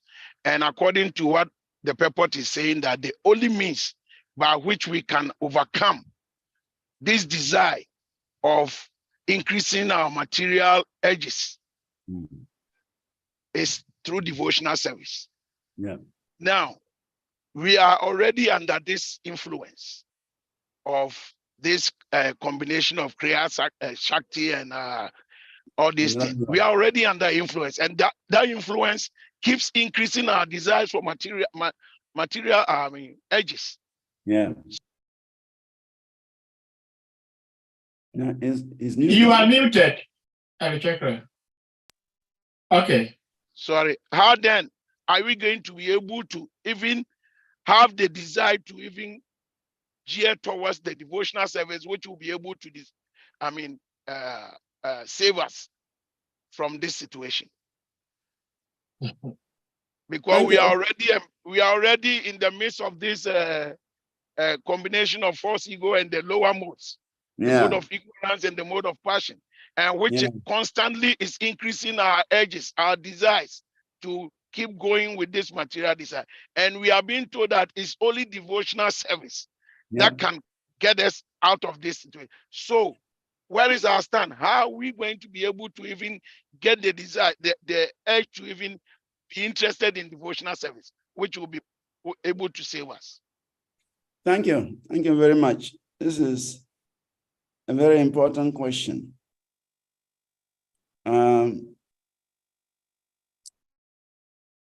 You see, the process of bhakti is so powerful. The process of bhakti is so potent that a very slight connection, a very slight performance gives a great benefit. We may not, see the benefit of devotional service in its totality. We may perceive some degree of benefit, but it is said that just a very, very minute activity in devotional service can save one from the greatest type of fear, greatest type of danger. Why? Because it is connected. Any action, any activity of bhakti that we perform, we may not see the value of it,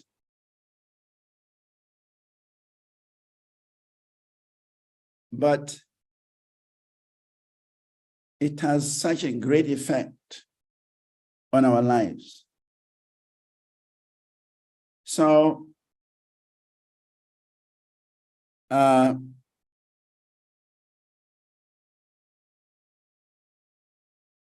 by associating with devotees, we are increasing our desire to go back home, back to Godhead. By associating with devotees, we are decreasing our material fever. It is said that when one is having fever, the temperature goes very high. And then the doctors can tell whether your fever is going by measuring your temperature. If the malaria is going, the fever is going, the temperature will come down, go to normal. But if the temperature is still very high, we can understand the infection is also high. So by associating with devotees, Sadhu Sangha, Krishna Kripa, Bhakti Swabhava. By associating with devotees, Sadhu Sangha, one is gaining a lot, even though we don't see it. It is not spelled out in material terms. It cannot be quantified. So we can't see it. Krishna's mercy, Krishna Kripa, Krishna's mercy for any living entity that makes an attempt to render service is also very great. But that also we cannot quantify. And then Bhakti Devi, the personification of Bhakti, she is also very merciful, very kind. as soon as you make an attempt, now you want to render some service to Krishna, Bhakti Devi he comes to your aid in so many ways. But we cannot see, neither can we quantify the effect of such a relationship. But the fact remains that by coming in contact with devotees, all our material aspirations, they are minimized. Sometimes cut down, sometimes completely eliminated. Before we became devotees, we had our projected idea of life. We had our program, material program, how we want to go this way and go that way and do this and do this. So many plans we had. But as soon as we came into the devotee association and began to associate with devotees and hear and chant, somehow or the other, things began to change. And that has kept us in this process till now. If our desires were not decreasing, if our material aspirations were not decreasing, we wouldn't have stayed this long. But the mere fact that we have stayed all this number of years in Krishna consciousness, trying to practice, is a sign that we are making progress. Though it may be difficult to quantify the progress we are making, it may not be so obvious to see how much progress we are making. But let me guarantee, let me assure you that anyone who is involved in this process of bhakti, even in the smallest way, he's making progress. And even if in this life we are not able to do away with all our material desires, we are not able to do away with all our material aspirations, but guaranteed, so long as we are in the fire of devotional service, our next life will be better. For sure. So we are already making great strides in the process of bhakti. We have come so far. We may still have some desires, because you see, the more we progress in Krishna consciousness, the more the desires become subtle. Initially, we have gross desires. But as we progress in our association, the gross desires will disappear. And now subtle desires will remain. And as we progress further, the subtle desires will also begin to disappear. And as we progress further, at the point all the subtle desires will be gone, and we'll only have spiritual desires. So it is already happening. Though we may not recognize it or ascertain it, but it is happening. And that is why our desire to participate in devotional service is still there. Because we are making gradual process, steady process towards the ultimate goal. And guaranteed,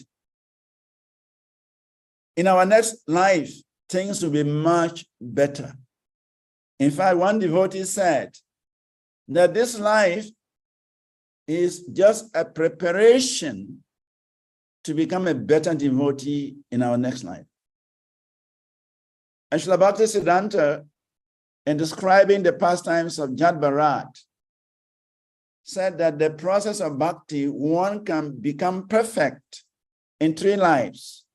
And he gave the example that Bharat went to the forest in the first life, he fell down and became a deer. So in the second life, he was a deer. But the process of bhakti did not end. Even as in the body of a deer, Bharat Maharaj was aware that let me associate with devotees. I should not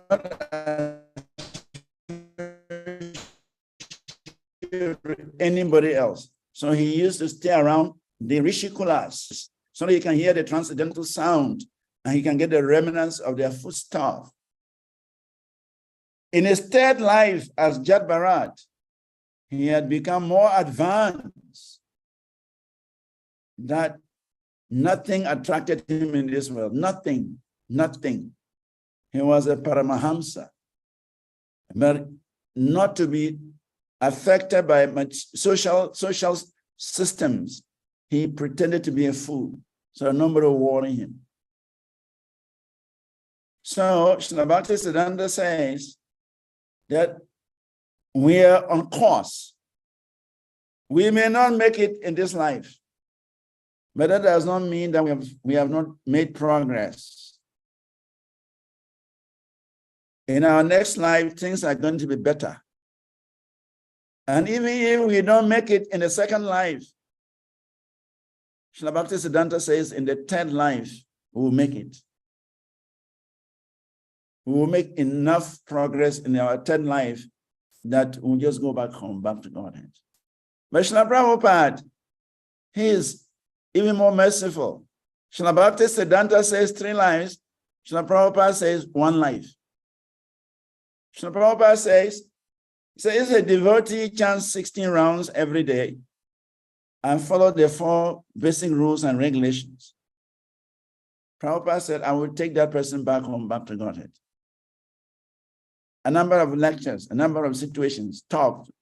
Prabhupada is telling his disciples that I guarantee you, if you chant 16 rounds every day without fail, and you follow the 4 regs, I will take you back home, back to Godhead in this lifetime.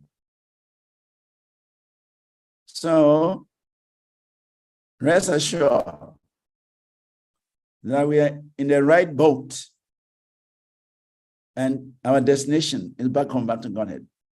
Either in this life or the next, or at most the third life. But we will all go back home, back to Godhead. That's what the acharyas say. And I am convinced that it's possible to go back home in this lifetime. And if it does not happen, the next life it will happen. And if even we fail in the second life, the third life will make it by the mercy of the acharyas. So by association, everything is possible. In fact, Chaitanya Mahaprabhu told Rupa Goswami that the birthplace of bhakti is in the association of devotees.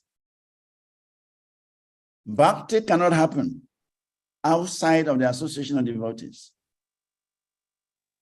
and which is a fact. How do we get involved in bhakti? By meeting the devotees of the Lord, by associating with the devotees of the Lord. So this continuous association, that is the process that will take us out of this world. Thank you. Hare Krishna, thank you so much. This is so comforting because we are hopeful beings, and to have the hope that it may take us 2, 3, 4, whatever lifetimes, but if we keep practicing this, our going back home is guaranteed. Yes. Thank you so much. Shima Bharat Prabhu, please, you may unmute. Hare Krishna. Jai Hare Krishna. My Hare humble Krishna, obeisances. Raji Prabhu. All glories to Srila Prabhupada, all glories to Sri Nice Guru to know Advara. Thank you very much for the wonderful presentation, very much detailed. I have a comment and then a question. Well, welcome. Yeah, the comment is when you were also making your presentation about the creation and all the mixtures of the gunas and the shaktis, certain thoughts were going on in my mind, and the question Sayadaw Prabhu asked is just about, in the same direction. But my comment is that sometimes it's like the level of Krishna consciousness that we are preaching, excuse me to say, I mean, it doesn't match up with our realization. It doesn't match up with what really obtains. So, I mean, it's like primary school children, pupils, they get information, but they have no knowledge about how that is transformed into real, where it is useful. The usefulness, they don't know yet. So we expect that at some level, they will, as they advance in their knowledge, they will begin to realize. But some people may go through the whole educational process without ever realizing the importance of the education.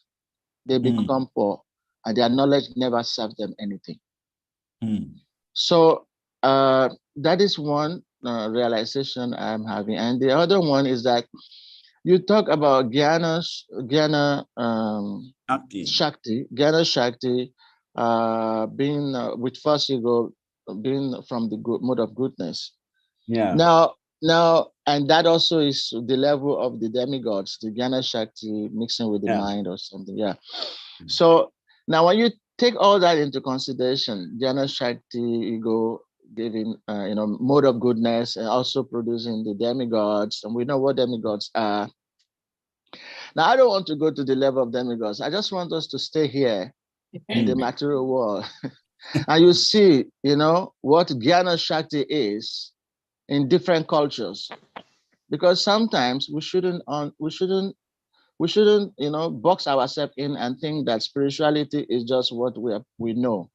But it is very, very diverse, and many people are connected to spirituality in different levels, which is of the Jnana Shakti level. And some of these people, they know what we know, but they may not be practicing it. They know that there is the highest level and what it entails. They may not be practicing it, but they are practicing something else that is very attractive to many people. So, and sometimes when they come in contact with us or with devotees in general, they are shocked to see that even though we claim we know this ultimate goal, but we are far from it. It shocks them. And I think it should be shocking us also, because we're practicing devotional service, and with all the glories that we hear about bhakti, our mind is not into it. We don't really even seem we are connected to what it is. Because the more you appreciate what you have, the more you know the value of what you have, the more you become attached to it. The more but the problem is that, so that's why I'm saying that our presentation doesn't match up with our practice. For one reason or the other. Maybe because there is something missing. It's like we're putting kindergarten children in university class. So yes, they're being told this is the highest, this is the highest, but it has no correlation with whom they are, at what level they are. So anyway, this is very deep, and I really don't want to go too much, but there is something missing. There's something missing, and we have to probably start, seeing how do we make our teaching such a way that people, our devotees, even the practitioners, can be that much convinced that that is the best thing they have to do and that's the highest thing they are doing. We are hearing it, but many are not convinced for one reason or the other. For one reason or the other. It's not that the knowledge is defective, but for one reason or the other, it's still not really, impacting them in the way that's supposed to do. Even outsiders respect our knowledge, but they see that we are not on the level that we are preaching. I think that much I can say as comment, and I think many can understand what I'm trying to say. Now, my question is, when we talk about going back to Godhead, and you see, it's like the same thing we hear from the Christians, go to heaven and all that. And sometimes, most cases, our devotees make that like the ultimate goal. But just recently, I was reading Chaitanya Charitamrita, and Lord Chaitanya, in his traveling around India, he met with the Tattvavadis, who were very proud of their being Vaishnavas. And Lord Chaitanya wanted to see their level of understanding. So he asked them questions. What is the goal of life? And how to attain it. Just like question he was putting to Ramanuja. And the leader of this Tattvavadi immediately gave the same answer that what is his name? I said Ramananda. The same answer he gave. He gave the same answer, the Vanashram, executing your duties within the Vanashram for the pleasure of God, and then ultimately it takes you back to God. That was just path. And Lord Chaitanya rejected it, like he rejected the way Ramananda presented that. And Lord Chaitanya gave the same answer again. The goal of bhakti is love of God. And that love of God can manifest itself even here, right now. And you don't need to go back to Vaikuntha to go and experience it. So bhakti means love of God, and that love of God is anywhere that you can practice it. So simple, Yeah. So, and then it takes away the agitation of the mind when we are seeing, a difference in what we are doing now from what we're going to do in the spiritual world. It's like we are not really connected. It's like we're not there yet. But Lord Chaitanya made us understand that if you're chanting, if you're doing devotion, chanting the names of God and his glories, you're already in Vaikuntha. So in our presentations, most of the time, our emphasis is often about going back to God. And sometimes, we think we're saying the right thing. I'm sorry, maybe I also do it. But we see another aspect that Lord Chaitanya didn't emphasize that. He was always saying love of God, and wherever you are, that is it. So anyway, so this is my little question and comment. So you can throw more light to this. Thank you very much. Thank you. You made some very significant points that our philosophy is certainly very, very high. And the question is whether devotees, we are given this philosophy, whether they really appreciate it. Appreciation means applying it. If you appreciate something, you make use of it. If you don't appreciate something, you are not value for it. So the comment is, this philosophy is really high, and people respect us for our philosophy. Anywhere we go to speak in any gathering, people will come forward and you see them so happy, so appreciative. This is the first time I've heard this. This is the best I've had so far. But the question is, how much are we as practitioners appreciating this knowledge and putting it into practice? If we just present the philosophy, we just spin the philosophy, people just hear it, and they don't put it into practice. Well, we can say there is some benefit in hearing, at least. They are becoming acquainted with this philosophy, and even though they may not really appreciate it right now, they may not really practice it right now, but just by hearing, they are preparing the ground for practicing in the future. But it is always better that we present what people can digest. Yeah, we should present what people can digest and make use of. Of course, because we are going through the Bhagavatam, some areas are really very, very scientific, very heavy, very deep. And to present that, you have to go a little bit into it in order to present it. But your point is important, is relevant, that if we give something which is too high to the students, they may not appreciate it, they may not utilize it. And so what is the benefit? But because it's a spiritual exercise,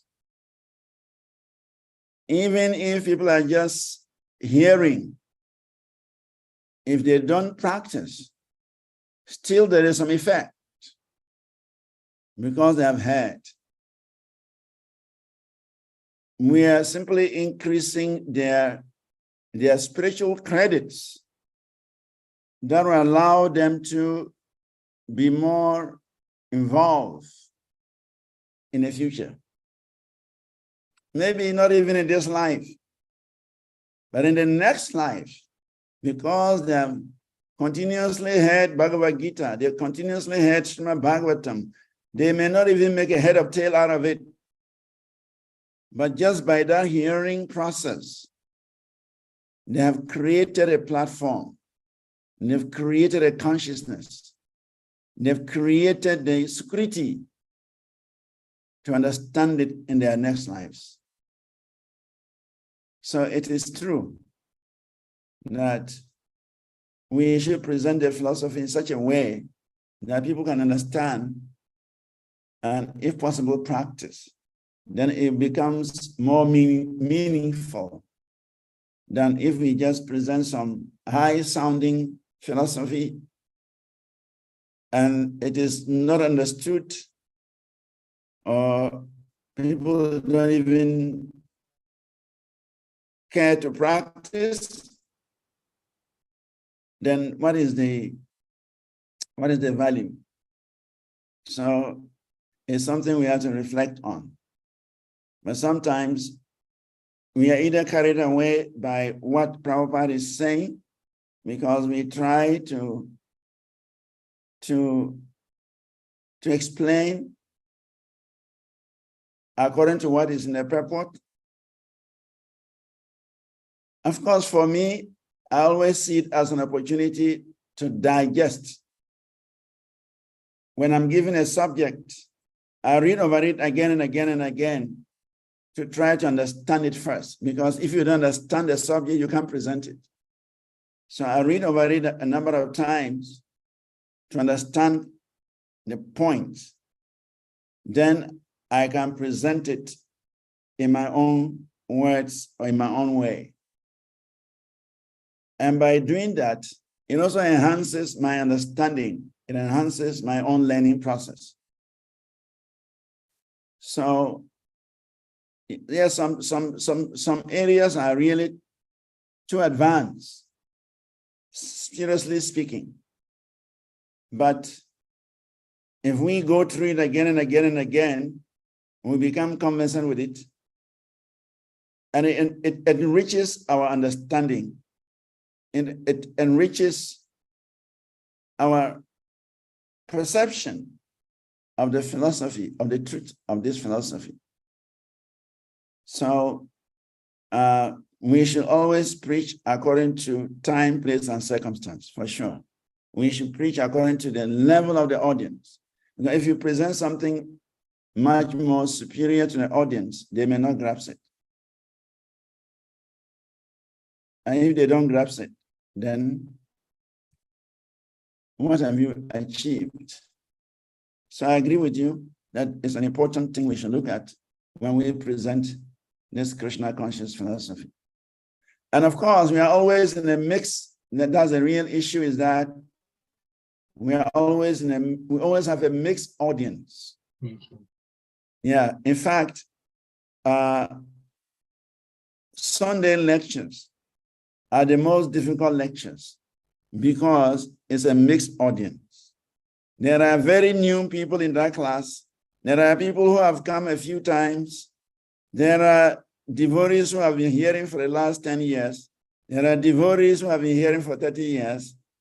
There are devotees who are almost Madhyama Adhikaris. Some are almost Uttama Adhikaris. And there are also Kanistas. So to present a philosophy for this mixed audience is very tough. So it's a whole lot of technique, because you have to satisfy all these different classes of people in a Sunday class. If it is just a Bhagavatam class, regular audience, you have been carrying them along, or the speakers have been carrying them along, they are following the process, so they know where they are. But on the Sunday, all kinds of people are in the class, and you have to deliver a lecture to all these categories of people. It's the most difficult thing to do. So if there is a mixed audience, it is even more relevant. What Varaha Prabhu is saying is even more relevant, because in a mixed audience, you may just be, some people may not even understand one word of what you've said. One word, they don't understand. You're speaking from the blues. They don't know what you're talking about, like that. So, yeah, so we always have to be careful the type of audience we have. And so we have to break it down and break it down and break it down so that everybody can get something to take away. That's true. So thank you very much for that comment. Hare Krishna, thank you so much. It's great. But despite the fact of what Varaha Prabhu just said, myself and I believe lots of us, our major focus in devotional service is to go back home. Okay, yeah, thank you for saying that. I wanted to comment on that also. Yes. I wanted to comment on that. Actually, the two aspects is there. Yeah. The goal of Krishna consciousness is love of Godhead. Yes. That is the Pumam Artha. The goal, the final goal of Krishna consciousness is love of Godhead. But Srila Prabhupada, I've heard him on a number of lectures where he emphasizes on this going back to Godhead. And then there was an instance, there was some exchange between Srila Prabhupada and one devotee. And that devotee was saying, Srila Prabhupada, I don't want to go back to Godhead. I want to remain in the material world and preach. And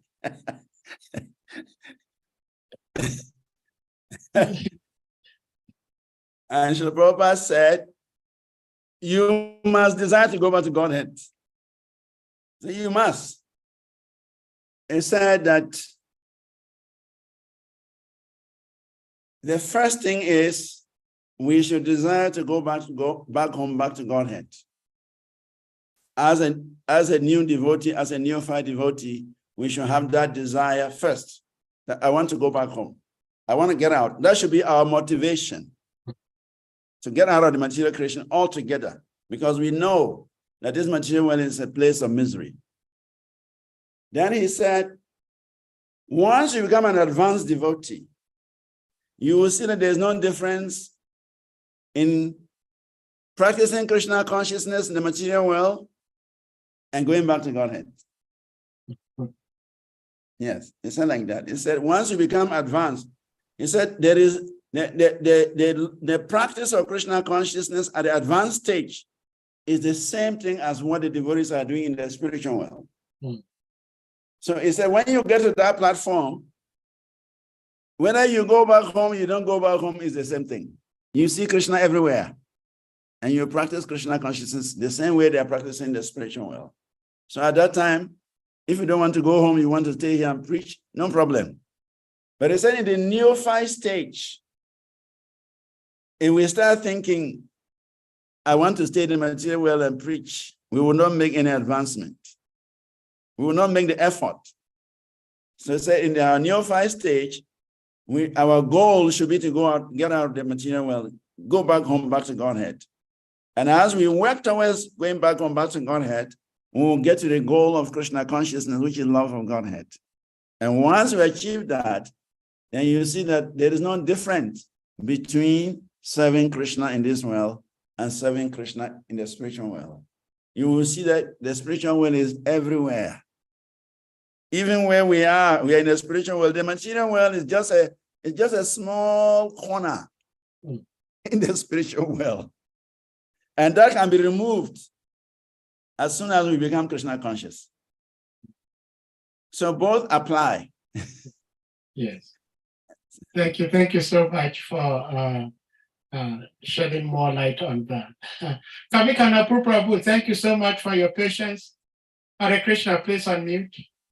Yes, but yes, Hare Krishna Maharaj. Thank Dandava Maharaj. Please accept my humble obeisance. Hare Krishna, Kamikana Prabhu. Where is your lotus face, Kavi? My lotus shares is open. I don't want to show it. Okay. All right. Okay, go ahead. So, Maharaj, just try to add something to what you were saying regarding His Grace Srimad Bharata Prabhu's comments and question. Now, I was discussing with one devotee, and the devotee was saying, when we were talking about preaching in Africa or in Nigeria, West Africa, wherever.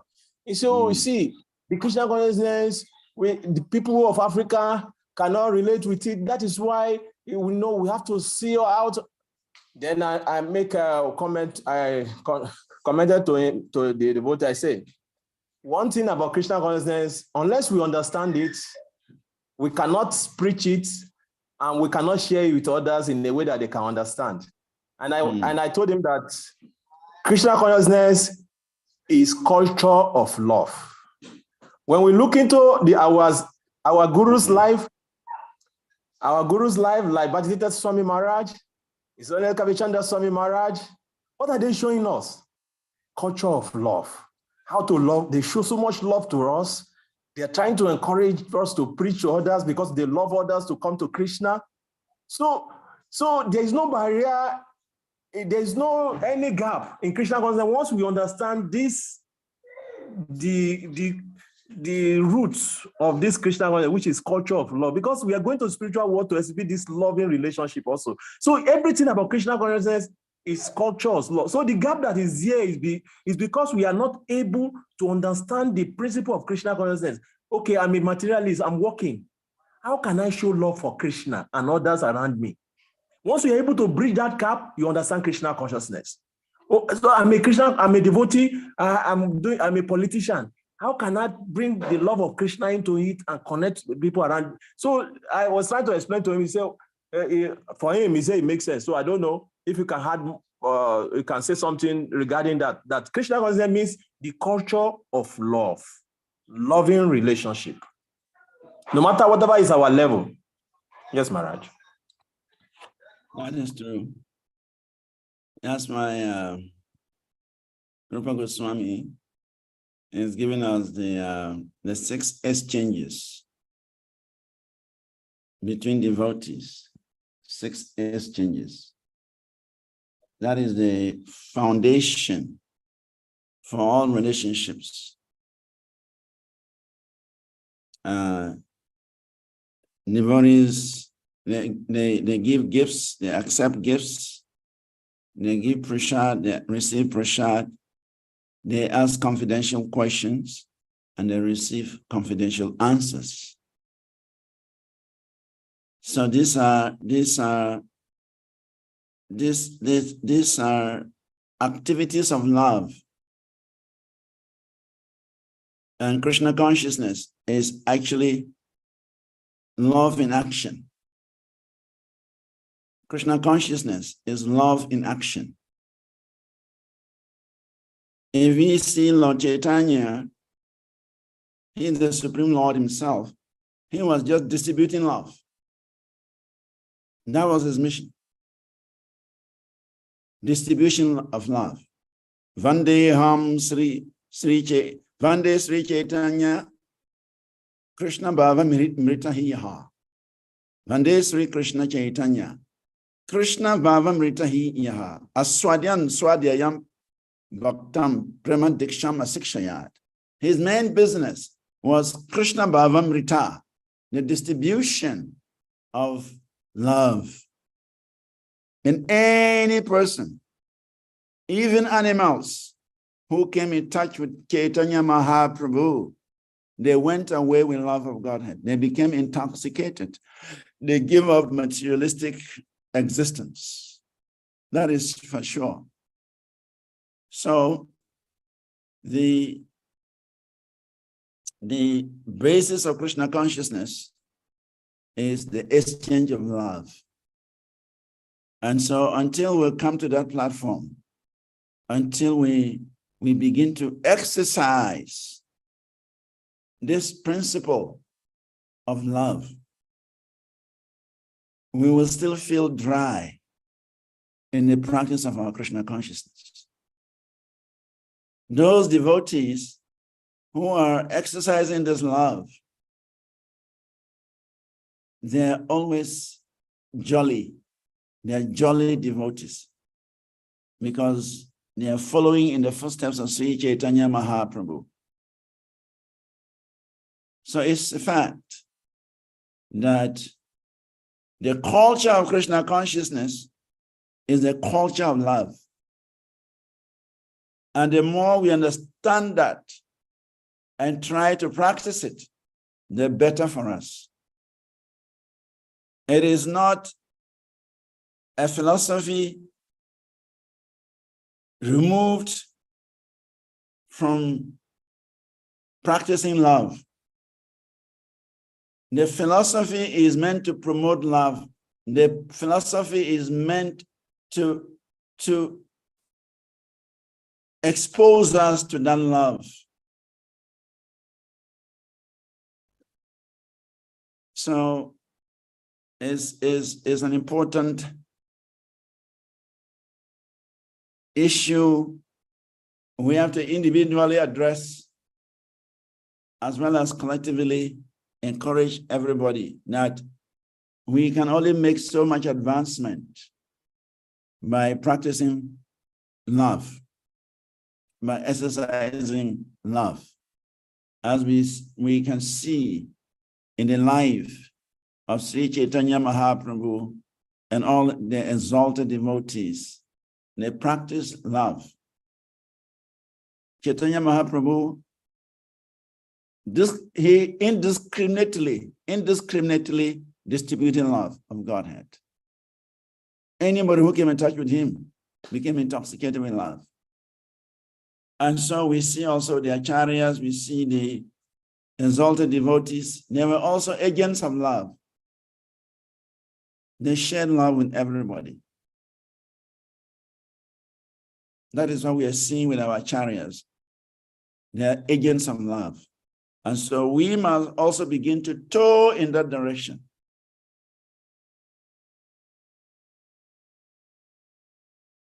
Though it may not be so easy. It may not be so easy because sometimes we find ourselves surrounded by opposing elements. if you're in a situation where everybody is in the same level, the same vibration, the same attitude, the same goal, it becomes easier. But if you're in an environment where people have different interests, different aspirations, different goals, then it becomes difficult to practice this distribution of love. Nevertheless, if we want to actually follow the footsteps of Sri Chaitanya Mahaprabhu and our acharyas, previous acharyas, that was their mood, the distribution of love. So it's a big challenge for us as well, how to practice that love and distribute that love. Because if you don't have something, you can't give it. You cannot give what you don't have. So first, we must cultivate that love. We must be saturated by that love. Then we can easily give it. It becomes a natural sequence. But yes, our culture is a culture of love. And anyone who adopts that culture of love, he can easily get the mercy of Lord Nityananda. He can easily get the mercy of Lord Krishna, Lord Chaitanya, very easily. So thank you for that point. Hare Hare Krishna. Krishna. Thank you, Maharaj, for more explanation on it. Thank you very much, Maharaj. Hare Krishna. Well, I think we have to end the class if heart. there are no more questions, because there's a program going on in the temple. There's a Yes. in the temple. Yes. And I'm supposed to speak for a few minutes before the Abhishek. Yeah, we've been here for more than 150 minutes. Wow. Yes. So we can't thank you enough, Prabhuji, for this wonderful class. And I know we are already behind time, but there is one thing I want to say. That is, I am not generally a prayerful person. I don't pray. I don't like to pray because I don't know what to pray for. And as such, I don't pray. But today I am somehow moved to offer some prayers to Krishna. And my prayer to Krishna is that, Krishna, you know, there is nothing giving us so, some things we are not yet up there, but we coming together and discussing about you, Krishna, and your devotees is so nourishing. We want to have this all the time, but there are some devotees who want to have this opportunity, but they are unable to make it because it costs money. It requires money to get online, to be able to This kind of program. share this. So, Krishna, we're pleading with you, help every devotee who has the desire to talk about you, hear about you, make it possible for them to be able to have the opportunity to make this possible, so we all can come together and enjoy each other's association. That is my prayer today and tomorrow. Hare Krishna Prabhu. Hare Krishna Prabhuji. I think where we can do something, we may not need to pray to Krishna. Okay. If you can do something, we should just be buoyant enough to create Hare Krishna Africa TV, where everyone can log in very easily and it costs them nothing, cheap, like these big evangelists are doing. We can have our own TV station and devotee can log in, for classes, it doesn't cost anything. Yeah. So why don't we think about that? That's a very good idea. Yeah. Hare Krishna. Sorry, Prabhu. But Sade Prabhu, that should be your project now. Contact the South Africa DSTV. Let us put the Hare Krishna Africa TV on DSTV. Hare Krishna. Let me just let devotees know that we are already having something in the pipeline in that regard, but stay strong. Yeah. We should keep praying. So on this note, we thank each and every one, and most importantly, we thank His Grace SRIVAS, VANACARI, so much. Sometimes you hear about KRSNA and you don't even have any space to eat any food because you're already full. And I tell you, I'm already full. If I get up here and I'm giving pressure, I have to wait for some time before I can eat. So that is how nourishing I'm feeling. So I believe you're all feeling like that. And at this point, we're going to sir. And I want to tell SRIVAS VANACARI that the answers he has given to some of the questions, especially the comments Varaha Prabhu gave, and the Kavikana posting, it stirred up something in me. So I'm waiting for him again. I'm waiting for him. So please come as soon as possible again. So you'll be coming back. Please, you shouldn't wait for 1 month. You should just come as soon as possible. Since your desires have been arisen, maybe we should organize another seminar. We call it the culture of love, Bhakti. And Prabhu can come and speak for weeks with us. What do you think?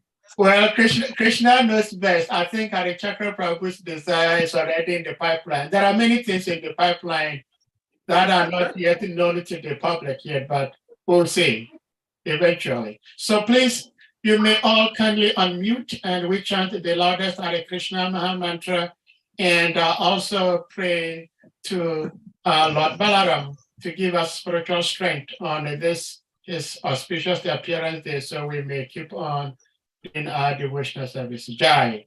Hare Krishna, Hare Krishna, Krishna Krishna, Hare Hare, Hare Rama, Rama Rama, Hare Hare.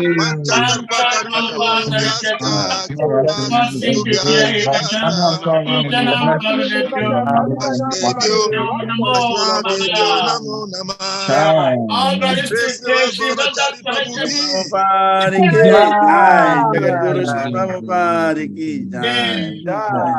Hare Krishna, Hare Krishna, wonderful.